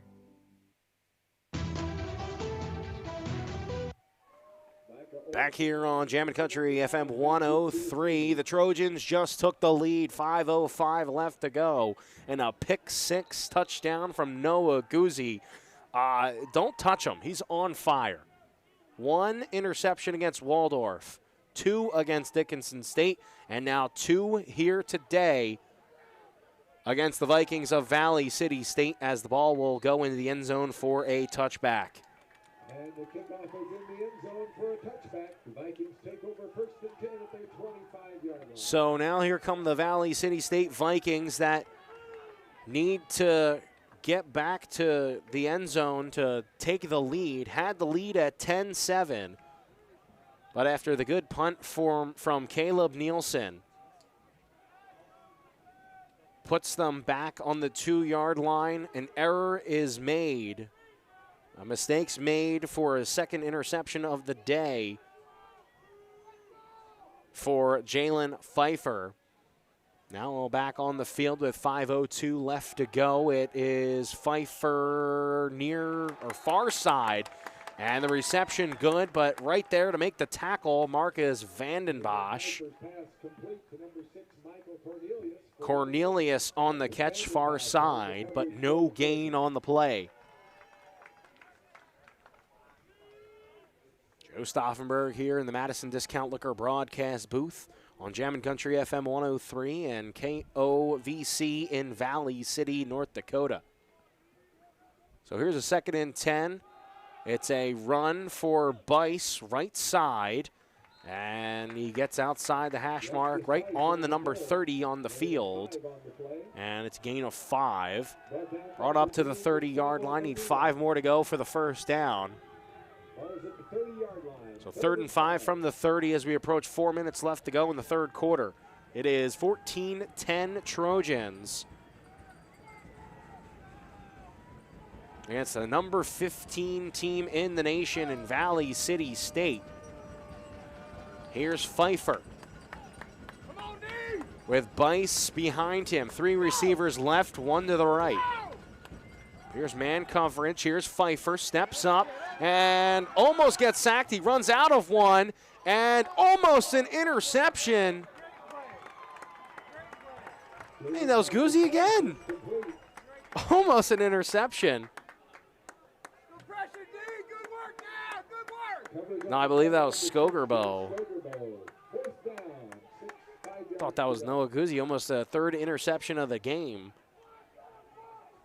It was Skogerbo, but still it forces an incompletion. It's a 4th down and 5, and it looks like Pfeiffer is going to stay out instead of go for it. It'll be the punt. And a fumbled snap. The Trojans recover at the 20. Pfeiffer couldn't get a hand on it. It was to his left. And the Trojans take over almost in the Case IH red zone. Oh, man. A fumble on the snap. And now the offense is going to trot back onto the field. I believe at the 21. Not quite yet in the Case IH red zone. You're knocking on the doorstep now. 14-10 the score. 3:35. We talk about how the offense always shows up in that second half. We're seeing it here. 2 receivers left, 1 to the right. Antonio sends McDermott in motion to the right side now. A 1st and 10 from the 21. Antonio steps up into the pocket, and instead of throwing it, he'll take it himself. He'll get past the 20. It's a gain of 2. Ball came out, but they say that the play was dead, I believe. They're saying that the fans are asking for a flag. They ripped it loose just a little too late, but they were acting like that they were still able to try to return it, but obviously the play was turned dead. It was a gain of 2 on the scramble, which gets them into the red zone. It's the Case IH red zone. You want equipment that's both power and efficient? It's only available in red at your Case IH dealer, Lake County International. Here's Antonio. He stepped up into the pocket, but then it collapsed yet again, and Antonio goes down, sacked behind the line of scrimmage. A big loss on 2nd, brings up 3rd. So you get inside the 20, now you're outside the 20 with Gerhardt A sack on Antonio. 6-yard loss, 3rd and 14. So Furlong's going to check out of the game and give way to Austin Lake. It's Anderson who's in the backfield now with Antonio. Anderson to the right of the quarterback. 3 receivers left, 1 to the right. Under 2 minutes now in the 3rd quarter. Ball at the 25-yard line, and Antonio's hit again, and he's going to be sacked once again. Wrapped up a gang of tacklers. Kozowski. But they're going to give to Gerhardt for the sack. The defensive lineman from Valley City picks up the big sack, and now it's Caleb Nielsen's time for a field goal. Set up right around the 30, 35. 36 is where McDermott is. Good snap, good hold. Nielsen's kick is no good. And the field goal attempt is no good on the 46-yard field goal attempt. So the 46-yard field goal attempt, no good, wide right for Nielsen. And again, it's another long kick for the All-American. And the special teams player of the week misses that one. It was another tough kick, but maybe one that, if you ask Caleb Nielsen, he should have had. But still, though, the defense has been working. Very tough, very hard. And they've gotten the job done so far. They'll be asked to do that once again here. Here's a 1st down and 10 from the 29-yard line. Here's Bice, a run to the left side. Gets about a gain of 4. Gets blown up by Devontae Murphy outside the hash marks. And so it'll be 2nd down with under a minute left. Down at the 35.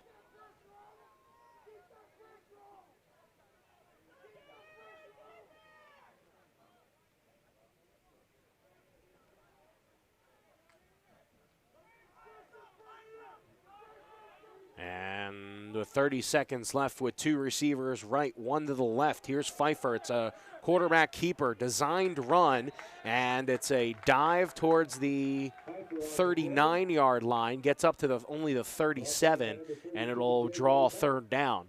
For a gain of 2. 3rd and 2 for the Vikings. Ball on the 37-yard line.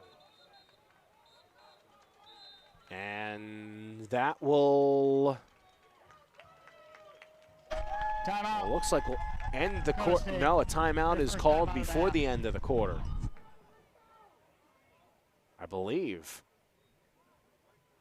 7 seconds on the game clock. So I'm going to put a couple of seconds back on the clock, but DSU calls a timeout before the end of the quarter. They'll have 2 timeouts remaining. We'll take a step off, 30 seconds. You're listening to Trojans football on Jammin' Country FM 103. Back in 30. Trust the licensed, insured, and guaranteed service of Bob's Electric in Madison. No matter if it's new or existing service upgrades, things like lighting, fixtures, and ceiling fans in farm, commercial, or residential areas, Bob's Electric can handle your electrical needs. They also offer 24-hour electrical emergency service. Bob's Electric serves Howard, Canova, Madison, and surrounding areas. Call 1-800-475-3006 and talk to your friends at Bob's Electric, serving Southeast South Dakota.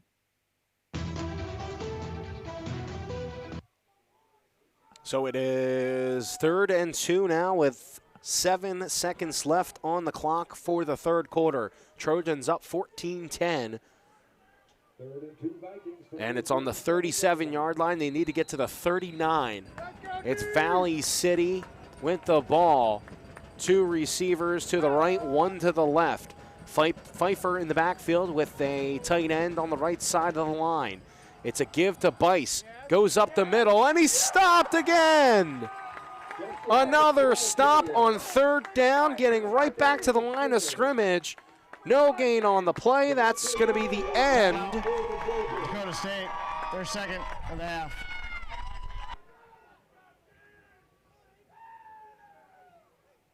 I believe. Unless a timeout was taken again. We're starting to get towards the end of the quarter. Timeout, Trojans.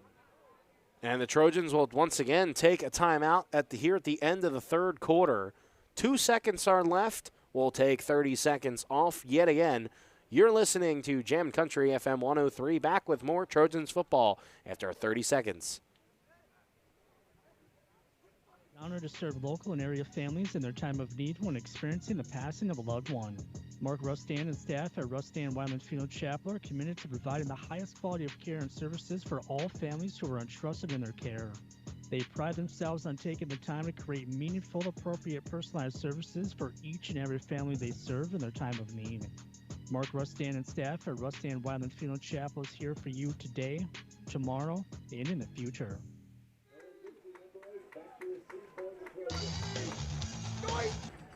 So it's Noah Guzzi back deep, and Pfeiffer, it's a fake punt, and it's picked off by the defense to the 15, 10, 5, touchdown, Trojans! They try to fake punt. Jay Skogerbo right there to pick it up, and at the end of the third quarter with no seconds left on the clock, Skogerbo brings it back to the house, and it's 20-10 DSU.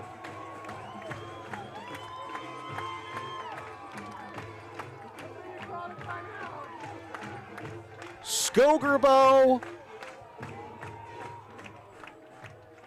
does it. Another run back, another pick six, and that puts the Trojans at 20-10, pending the extra point from Caleb Nielsen.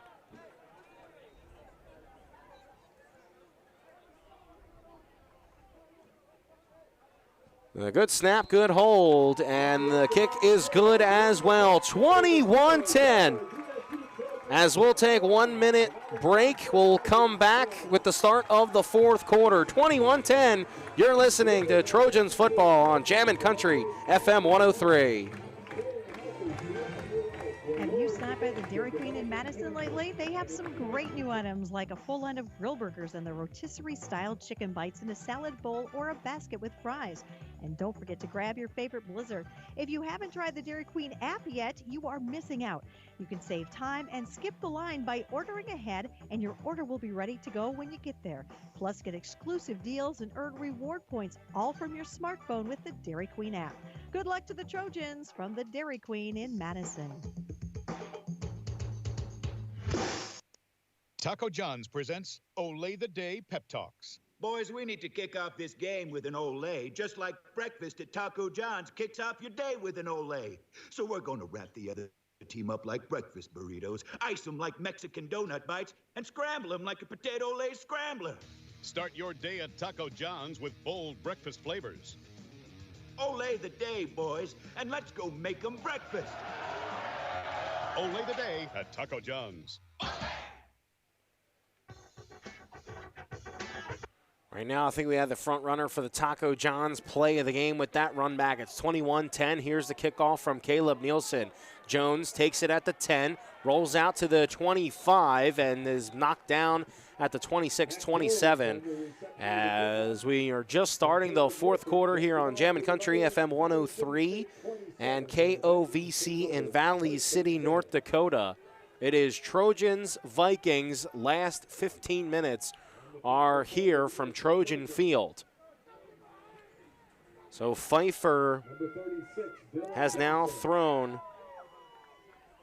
3 interceptions, two for Noah Guzzi and 1 for Jay Skogerbo. As man in motion, now it's Bice here running the ball, and he goes nowhere. Maybe about a yard or two as Bice is taken down. Gain of 2, 2nd and 8 for the Vikings. 21-10. Bice has got 18 rushes for 85 yards. Bice is the equivalent of just that, put his head down and just keep going forward. He's been breaking a lot of tackles, and they continue to go to him. The last few plays that's been through the air, Pfeiffer, they haven't been good ones. He's going to throw here. He goes left side, gets the Bice, and is blown up. It's Gustavo Bonilla and Nico Ferroni on the big hit by Bice. He bobbled the ball. He's lucky he held on to that one. And it brought up to the 35-yard line. So it's 3rd and 2. It's a gain of 6 on the play. The pass caught once again by Bice. It's his 5th reception. So they're running back to each side. It's 2 receivers right side and 1 to the left. Jones put in motion. He's on the end of the line. Bice a handoff, and another stop by the defense. No gain on the play, and that's going to bring up another 4th down. Looks like the punt unit will be running onto the field. Piper on the punt. Noah Guzzi back deep to receive. It's Noah Guzzi back deep. It's looking like the kick is coming from Pfeiffer. This one right to him, and it's blocked and picked up by the defense. Oh, baby. Picked up, stopped and picked up from Braden Wallenstein. Trojans football, keep it going.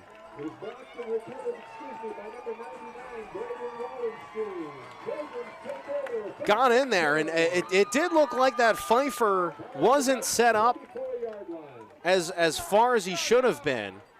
But could it go back to that point where back to that play where the ball was a little bit left, and you want to, I guess, get a little bit closer so you don't have to worry about if it's going to go right or if it's going to go left. So here's the offense. Antonio, play action. He's going to get it out to his receiver, caught right side, and just outside the hash marks, complete. Gain of about 1 or 2. That was 2. Pass complete for a gain of 1 on the play. 2nd and 9 for the Trojans. Cole Siegfried, I believe, on the catch, and a gain of about 1. Ball was caught by number 48, Travis Rebstock. Rebstock gets the catch. And that's Rebstock's 2nd of the afternoon. 12 minutes left to go. Here's a run from Anderson. Goes right up the middle, and a good gain on 2nd down. That'll put them at the 20-yard line. So it's a gain of 3. Oh, they're going to put them a little bit closer.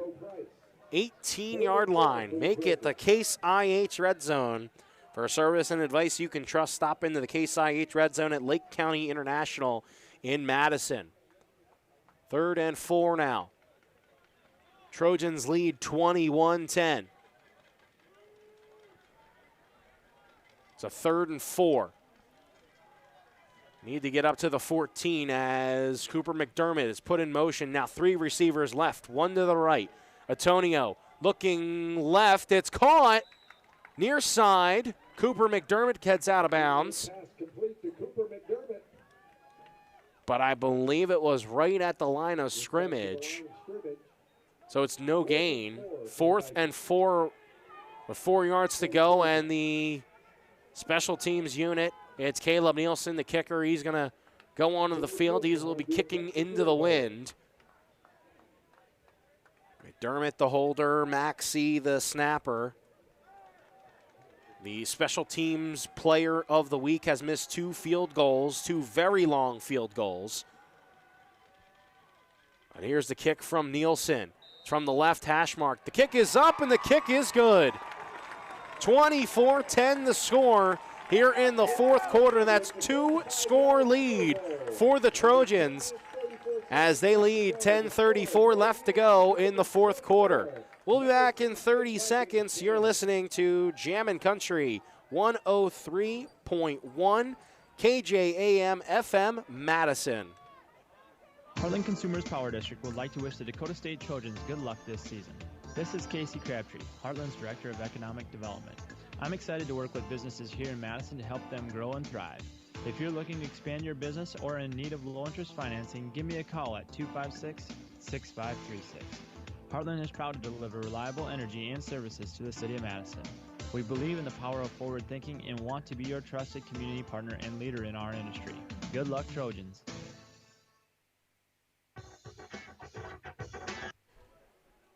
So Nielsen nailed the extra point.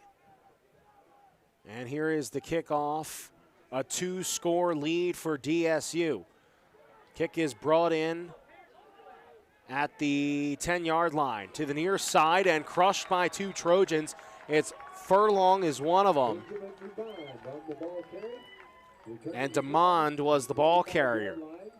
Got up to the 25-yard line.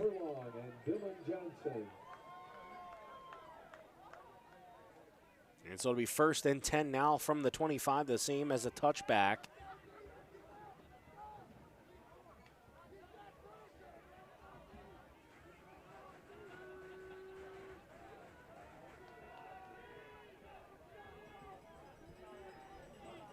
And so it'll be 1st and 10 here. 3 receivers left. As there's Pfeiffer, he goes left. It's caught by his tight end and driven. Back was the defender. A gain of about 7. Hamray with the catch. Scratch that gain of 6. That was Hamray's 2nd reception. We're under 10 minutes left to go here at Trojan Field. 2-score game. Hamray's got 2 receptions for 13 yards. Pfeiffer with 2 receivers right, 1 to the left. Pfeiffer is going to look long. Now he rolls out as the pocket collapses. Pfeiffer's got to throw it away. That's great pass coverage there by that secondary. Man, they've been hot today. Gottenborg is the intended receiver, I'm assuming. And it's 3rd and 8 now, or 3rd and 4 rather. Still at the 31-yard line. A couple of subs come in for the defense. They come back onto the field rather. Fritzler, I see Devontae Murphy out there. It's 3 receivers right with Bice in the backfield, a receiver to the left. Here's 3rd and 4 from the 31. As Pfeiffer's going to roll out left, he's going to try for the 1st down. He dives for it, heads out of bounds. And Pfeiffer says, yep, I'll rush for it and get the 1st down.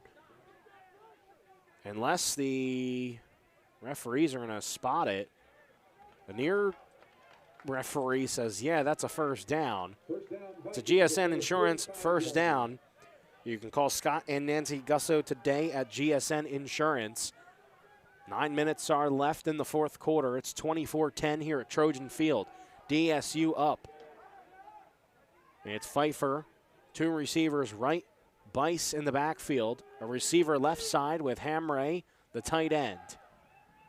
As Pfeiffer's going to roll out right, it's popped up in the air and almost intercepted. Vandenbosch there to break it up. That was J.J. Beck almost right there to clean it up. That would have been the 4th pick. That would have been the 2nd straight game with 4 interceptions from an opposing quarterback. Drew Bodecker had one had one of those games last week, 4 interceptions. So there's a 2nd and 10 from the 35. Pfeiffer, 3 receivers right, 1 to the left. More likely we're going to see a pass here. Bice is going to stay. Going to go deep, and pass is dropped. The receiver, Comelius, had the defender beaten. and drops it on the far sideline. Went right through his hands, incomplete, and it's 3rd down and 10. 3rd and 10 for the Vikings. A big relief for that Trojan secondary, who's been basically stellar all day. 8:37 left to go. It's 3rd down and 10 from the 35. Here's a pass from Pfeiffer. Drops back. Looks left side. Caught by Cornelius. And driven out of bounds. It's a GSN Insurance first down. A big gain of about 20. Taken out of bounds by number 6, Jay Skogerbo. Skogerbo pushed him out, and that's going to be another GSN Insurance first down. From the DSU 45-yard line. That was only the 4th conversion on 3rd down today. 4 of 15. It's 27%. So here's Pfeiffer. He's going to be in the shotgun yet again. Bice behind him. 3 receivers right. It's another pass as he's going to find his check down Bice, and jumping on top is Marcus Vandenbosch, who is not going to be getting up after that. Bice got it. Vandenbosch decided to basically jump on top of him. And the training staff going out to check on Vandenbosch. But Vandenbosch, who's decked out basically in all pink. Play clock, 40 seconds. It looks like he's got 2 pink sleeves. Something with his maybe right knee, or it was one of his knees. Appears to be walking off okay. Maybe he just...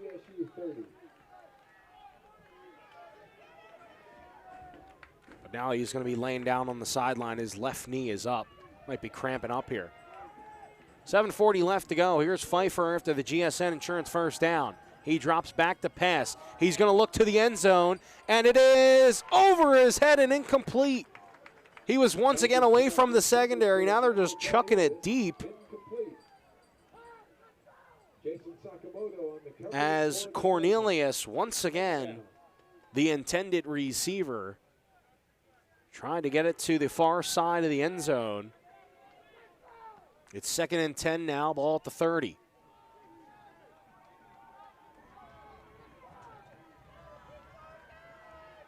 Three receivers right side, 1 to the left. Bice. Behind the quarterback, Pfeiffer. Blitz coming. Pfeiffer looking right side. Now he's being flushed away.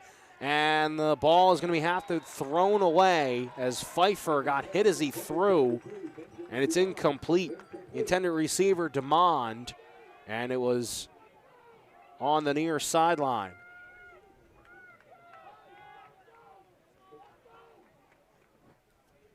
Third and 10, still at the 30. This was a good thing that those timeouts, you know, if you think back to those timeouts right at that 3rd quarter, you didn't want them to try the punt with the wind. 24-10 the score. Here's Pfeiffer. He rolls out to the right after getting the snap, and it's incomplete. He threw it away, but there's a flag on the play. What was that? Are they going to say maybe that was on the defense with a hit, maybe? Roughing the passer, 90, defense, penalties. And you can obviously hear the crowd. The Boo Birds are out. But they're going to say a roughing the passer call. And, man, that's going to hurt. That was a 3rd down play. It would have been 4th and 10. But that is going to put the ball now at the 15-yard line after the 15-yard pass, roughing the passer penalty. And now they're inside the red zone, 1st and 10 at the 15. 2 receivers each side. Pfeiffer, still a lot of time left. 7:17 left to go. It's a 2-score lead for the Trojans. Pfeiffer finds Bice and tripped up on the play. That's a heck of a play by outside linebacker Nico Ferroni. The junior outside linebacker from Jackson, Minnesota, had 4 tackles last week. Ferroni's got, I believe now, 5 tackles. That one was a big one. A no-gain pass play there. Here's Pfeiffer on second down. Rolls out to his left. Goes to the end zone, and that's going to be out of the receiver's reach. An incomplete, way out of bounds. And so it's now 3rd and 10. After that first big stop by Ferroni, Pfeiffer is unable to get it to his receiver. And so here's a big 3rd down for the defense once again. Could have had him off the field before. But it was a roughing the passer. Here's 2 receivers to each side now for Pfeiffer. Bice in the backfield. Pfeiffer, shotgun snap. He'll look around. He won't be able to find somebody. The initial hit from Vanden Bosch, and the rest of the Trojans come in to finish the job. Devontae Murphy, the 6', 290 nose tackle, the sophomore from Sioux Falls, South Dakota, had 2 sacks last week. And after the first initial hit from Marcus Vanden Bosch, Devontae Murphy finishes the job. A loss of 7. The crowd now starting to get on their feet. Ball at the 22. It's a 4th and 17. Defense needs this stop. 3 receivers, right, 1 to the left. Here's Pfeiffer. Looks long.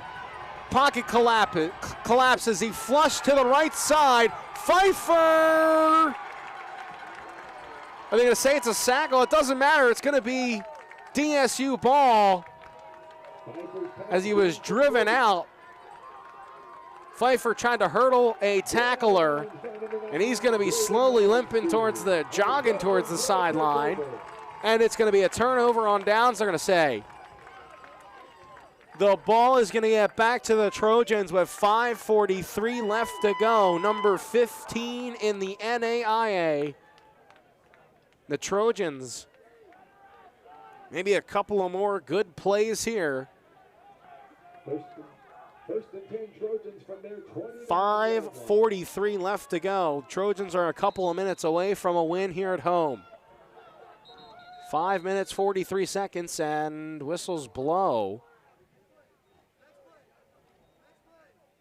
They're going to switch out the balls.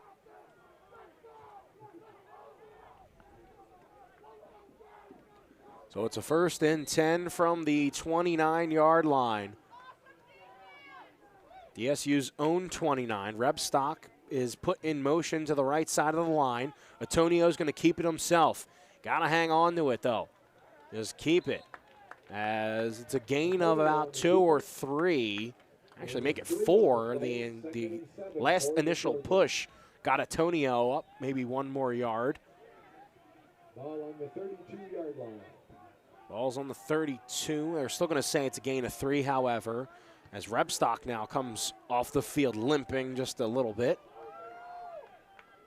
We saw Vanden Bosch come off the field, then quickly come back on. I think he was cramping up. Rebstock might be cramping up as well. He's getting his leg worked on. It's a 2nd and 7. Antonio rolls out to the left. Antonio thought about throwing it deep. Instead, basically takes a sack after he's pushed out of bounds. Driven out of bounds on the keeper. Driven out of bounds by Marshawn Jones. As Jones was the ones that pushed him out. It's now going to be 3rd and 9 after the loss of 2 on that play. It'll be probably Caleb Nielsen if this play isn't good for a 1st down. You want it, but you put your trust in Caleb Nielsen to really pin them back. It's now 3 receivers left side. As I said, Rebstock was off the field. He's back on. Here's a 3rd and 9. It's a run play for Furlong as he goes right side. And he's up for about 2 or 3 yards with 4 minutes and 9 seconds Valley left City. to go. That's their first time out of the half. And a timeout will be taken by the defense. So brings up 4th down on 4 minutes and 9 seconds left to go. 24-10 the score here at Trojan Field. We'll take a 30-second break. We'll come back with more fourth quarter action, and we'll see what this fourth down play is going to be for the Trojans. You're listening to Jammin' Country FM 103. You can tell a lot about a farmer by how they deal with adversity. Hard work, grit, and untamed spirit are what defines them. At Mustang Seeds, we stand with you, and we hold true to our values, proven results, and the trusted products we were founded on almost 60 years ago. We're farmers. We're untamed. We're Mustang Seeds. Contact your local district sales manager or visit mustangseeds.com. Olsen back deep to receive the punt. It's Caleb Nielsen. The special teams player of the week for the Trojans and for the NSAA. And as a punt lands around the 28,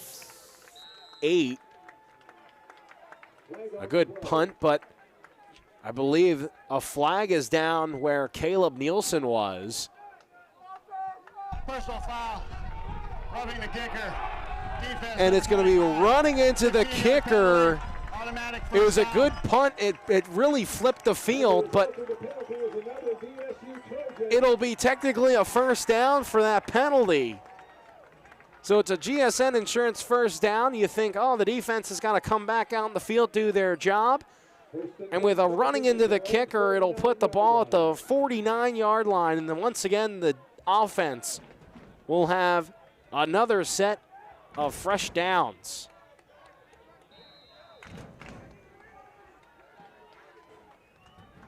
Fresh set for the Trojans, the Vikings defense, who basically ran the offense off the field to have to come back on. Antonio is in the backfield. Behind him, Furlong.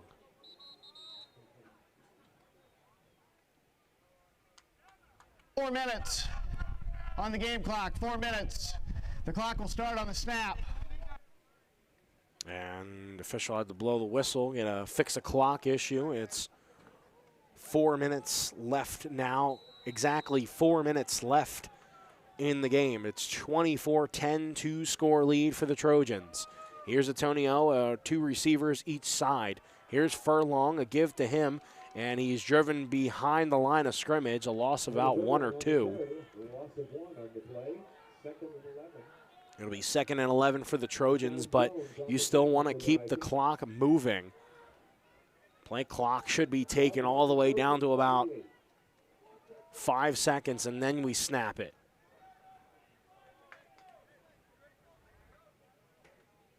Trojans are waiting. Offensive line, one by one, going down to get set. 10 on the play clock. The two tight ends, Siegfried and Rebstock, go to the right side of the line. 4 seconds on the clock. And 2, and finally snapped before Furlong decides to put the ball in his left arm and basically put his right forearm out like he's trying to push forward. City. They're second of the half. And a timeout is called by the Vikings of Valley City State. So we'll take another step off, 30 seconds. We'll be back here to Trojan Field on Jammin' Country FM 103 and also at KOVC in Valley City. Finding that missing shin guard, remembering whether it's a home or away game, getting the right kid to the right playing field on the right day. Why are simple things sometimes so complicated? Thankfully, with auto owners, insurance doesn't have to be one of them. We work with independent agents who keep insurance simple so you can worry about more important things, like not being that fan. Oh, come on, ref! That's simple human sense. Call Scott Gusso at GSN Insurance, 556-0242, to see if it makes simple sense to switch to auto owners insurance.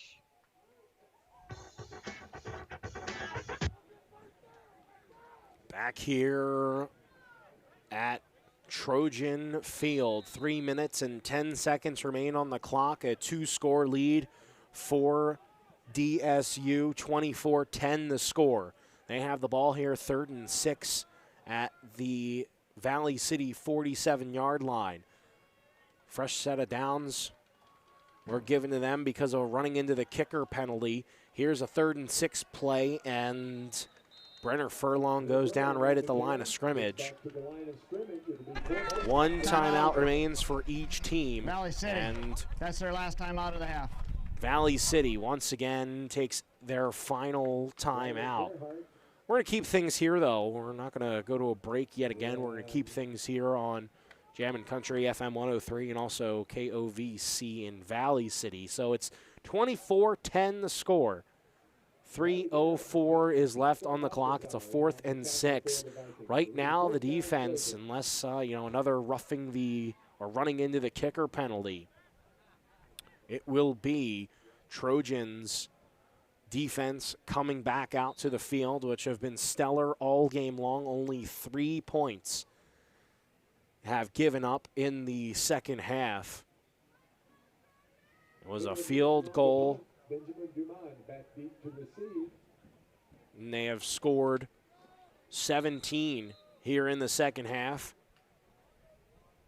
offensively. So DSU looking to punt this one away. It's Caleb Nielsen. They almost got to him. This is high and will let it bounce, and instead of letting it maybe bounce around, Nico Ferroni is able to down it at the 10. So it's a 1st and 10 for the Vikings. They're going to put it at the 11 instead, and it'll be 1st down for them. You're going to need a couple of plays. You need to get down the field quick. You're going to have to go 1st and 10 Vikings from their 11. 89 yards to get the touchdown. That's what you're going to need. You're going to start needing 6 points, 7 points. But if you're the defense for DSU, expect the big play. Here's Pfeiffer with 3 receivers to the right side, and there goes the defense! A sack! Edward Fritzler comes in for the sack, drops Pfeiffer on 1st down. Now it'll be 2nd and 18 from the 3. As Pfeiffer's going to load up, going to go deep, and it is caught. Near side. It is Cornelius. The senior wide receiver makes a big play. It's a GSN Insurance 1st down. 2:15 left to go. Low snap. Pfeiffer taken in hurry-up offense. And caught, still going. Near side is Dumond, and he's eventually brought back. They're going to stop the play at forward progress. 3 receivers out to the right.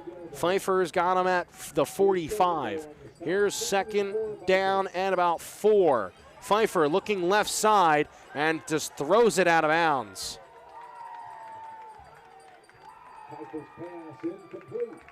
1 minute and 40 seconds remain. That was a 2nd and 4. It's now going to be a 3rd and 4. Clock has stopped. It's still a 2-score lead for DSU.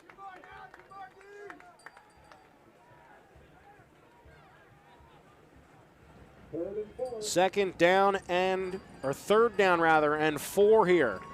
2 receivers each side for Pfeiffer. He's in the backfield with Bice. Shotgun snap.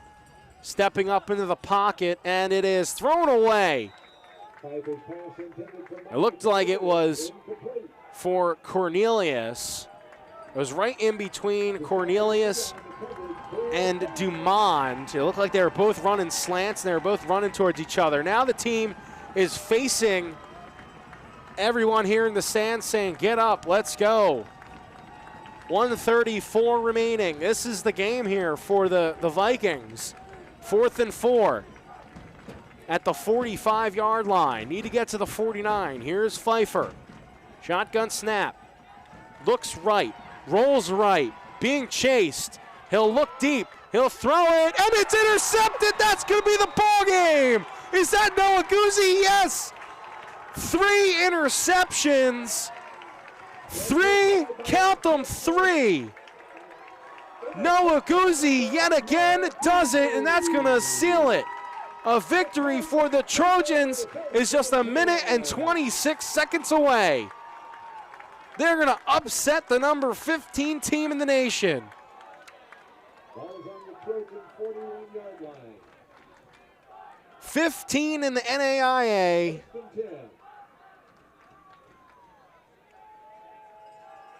And Noah Guzzi seals it. Victory formation for the Trojans. And that's going to be a kneel down. Wow, 24-10. A win coming up here for DSU. They're going to move to over 500 at 4-3 on the season in game number 7. And they'll move to 3-2 in conference play. Take the clock down probably all the way to 1 second, kneel it, and that's going to be it. It's a second down and 11, doesn't matter. It's a win. A win coming for the Trojans. That is now 4 interceptions total for Pfeiffer. That's 2 games now that the defense has intercepted an opposing quarterback 4 times. The sideline is going crazy as they're going to line up for handshakes. There's the final, 24-10, and DSU gets the win.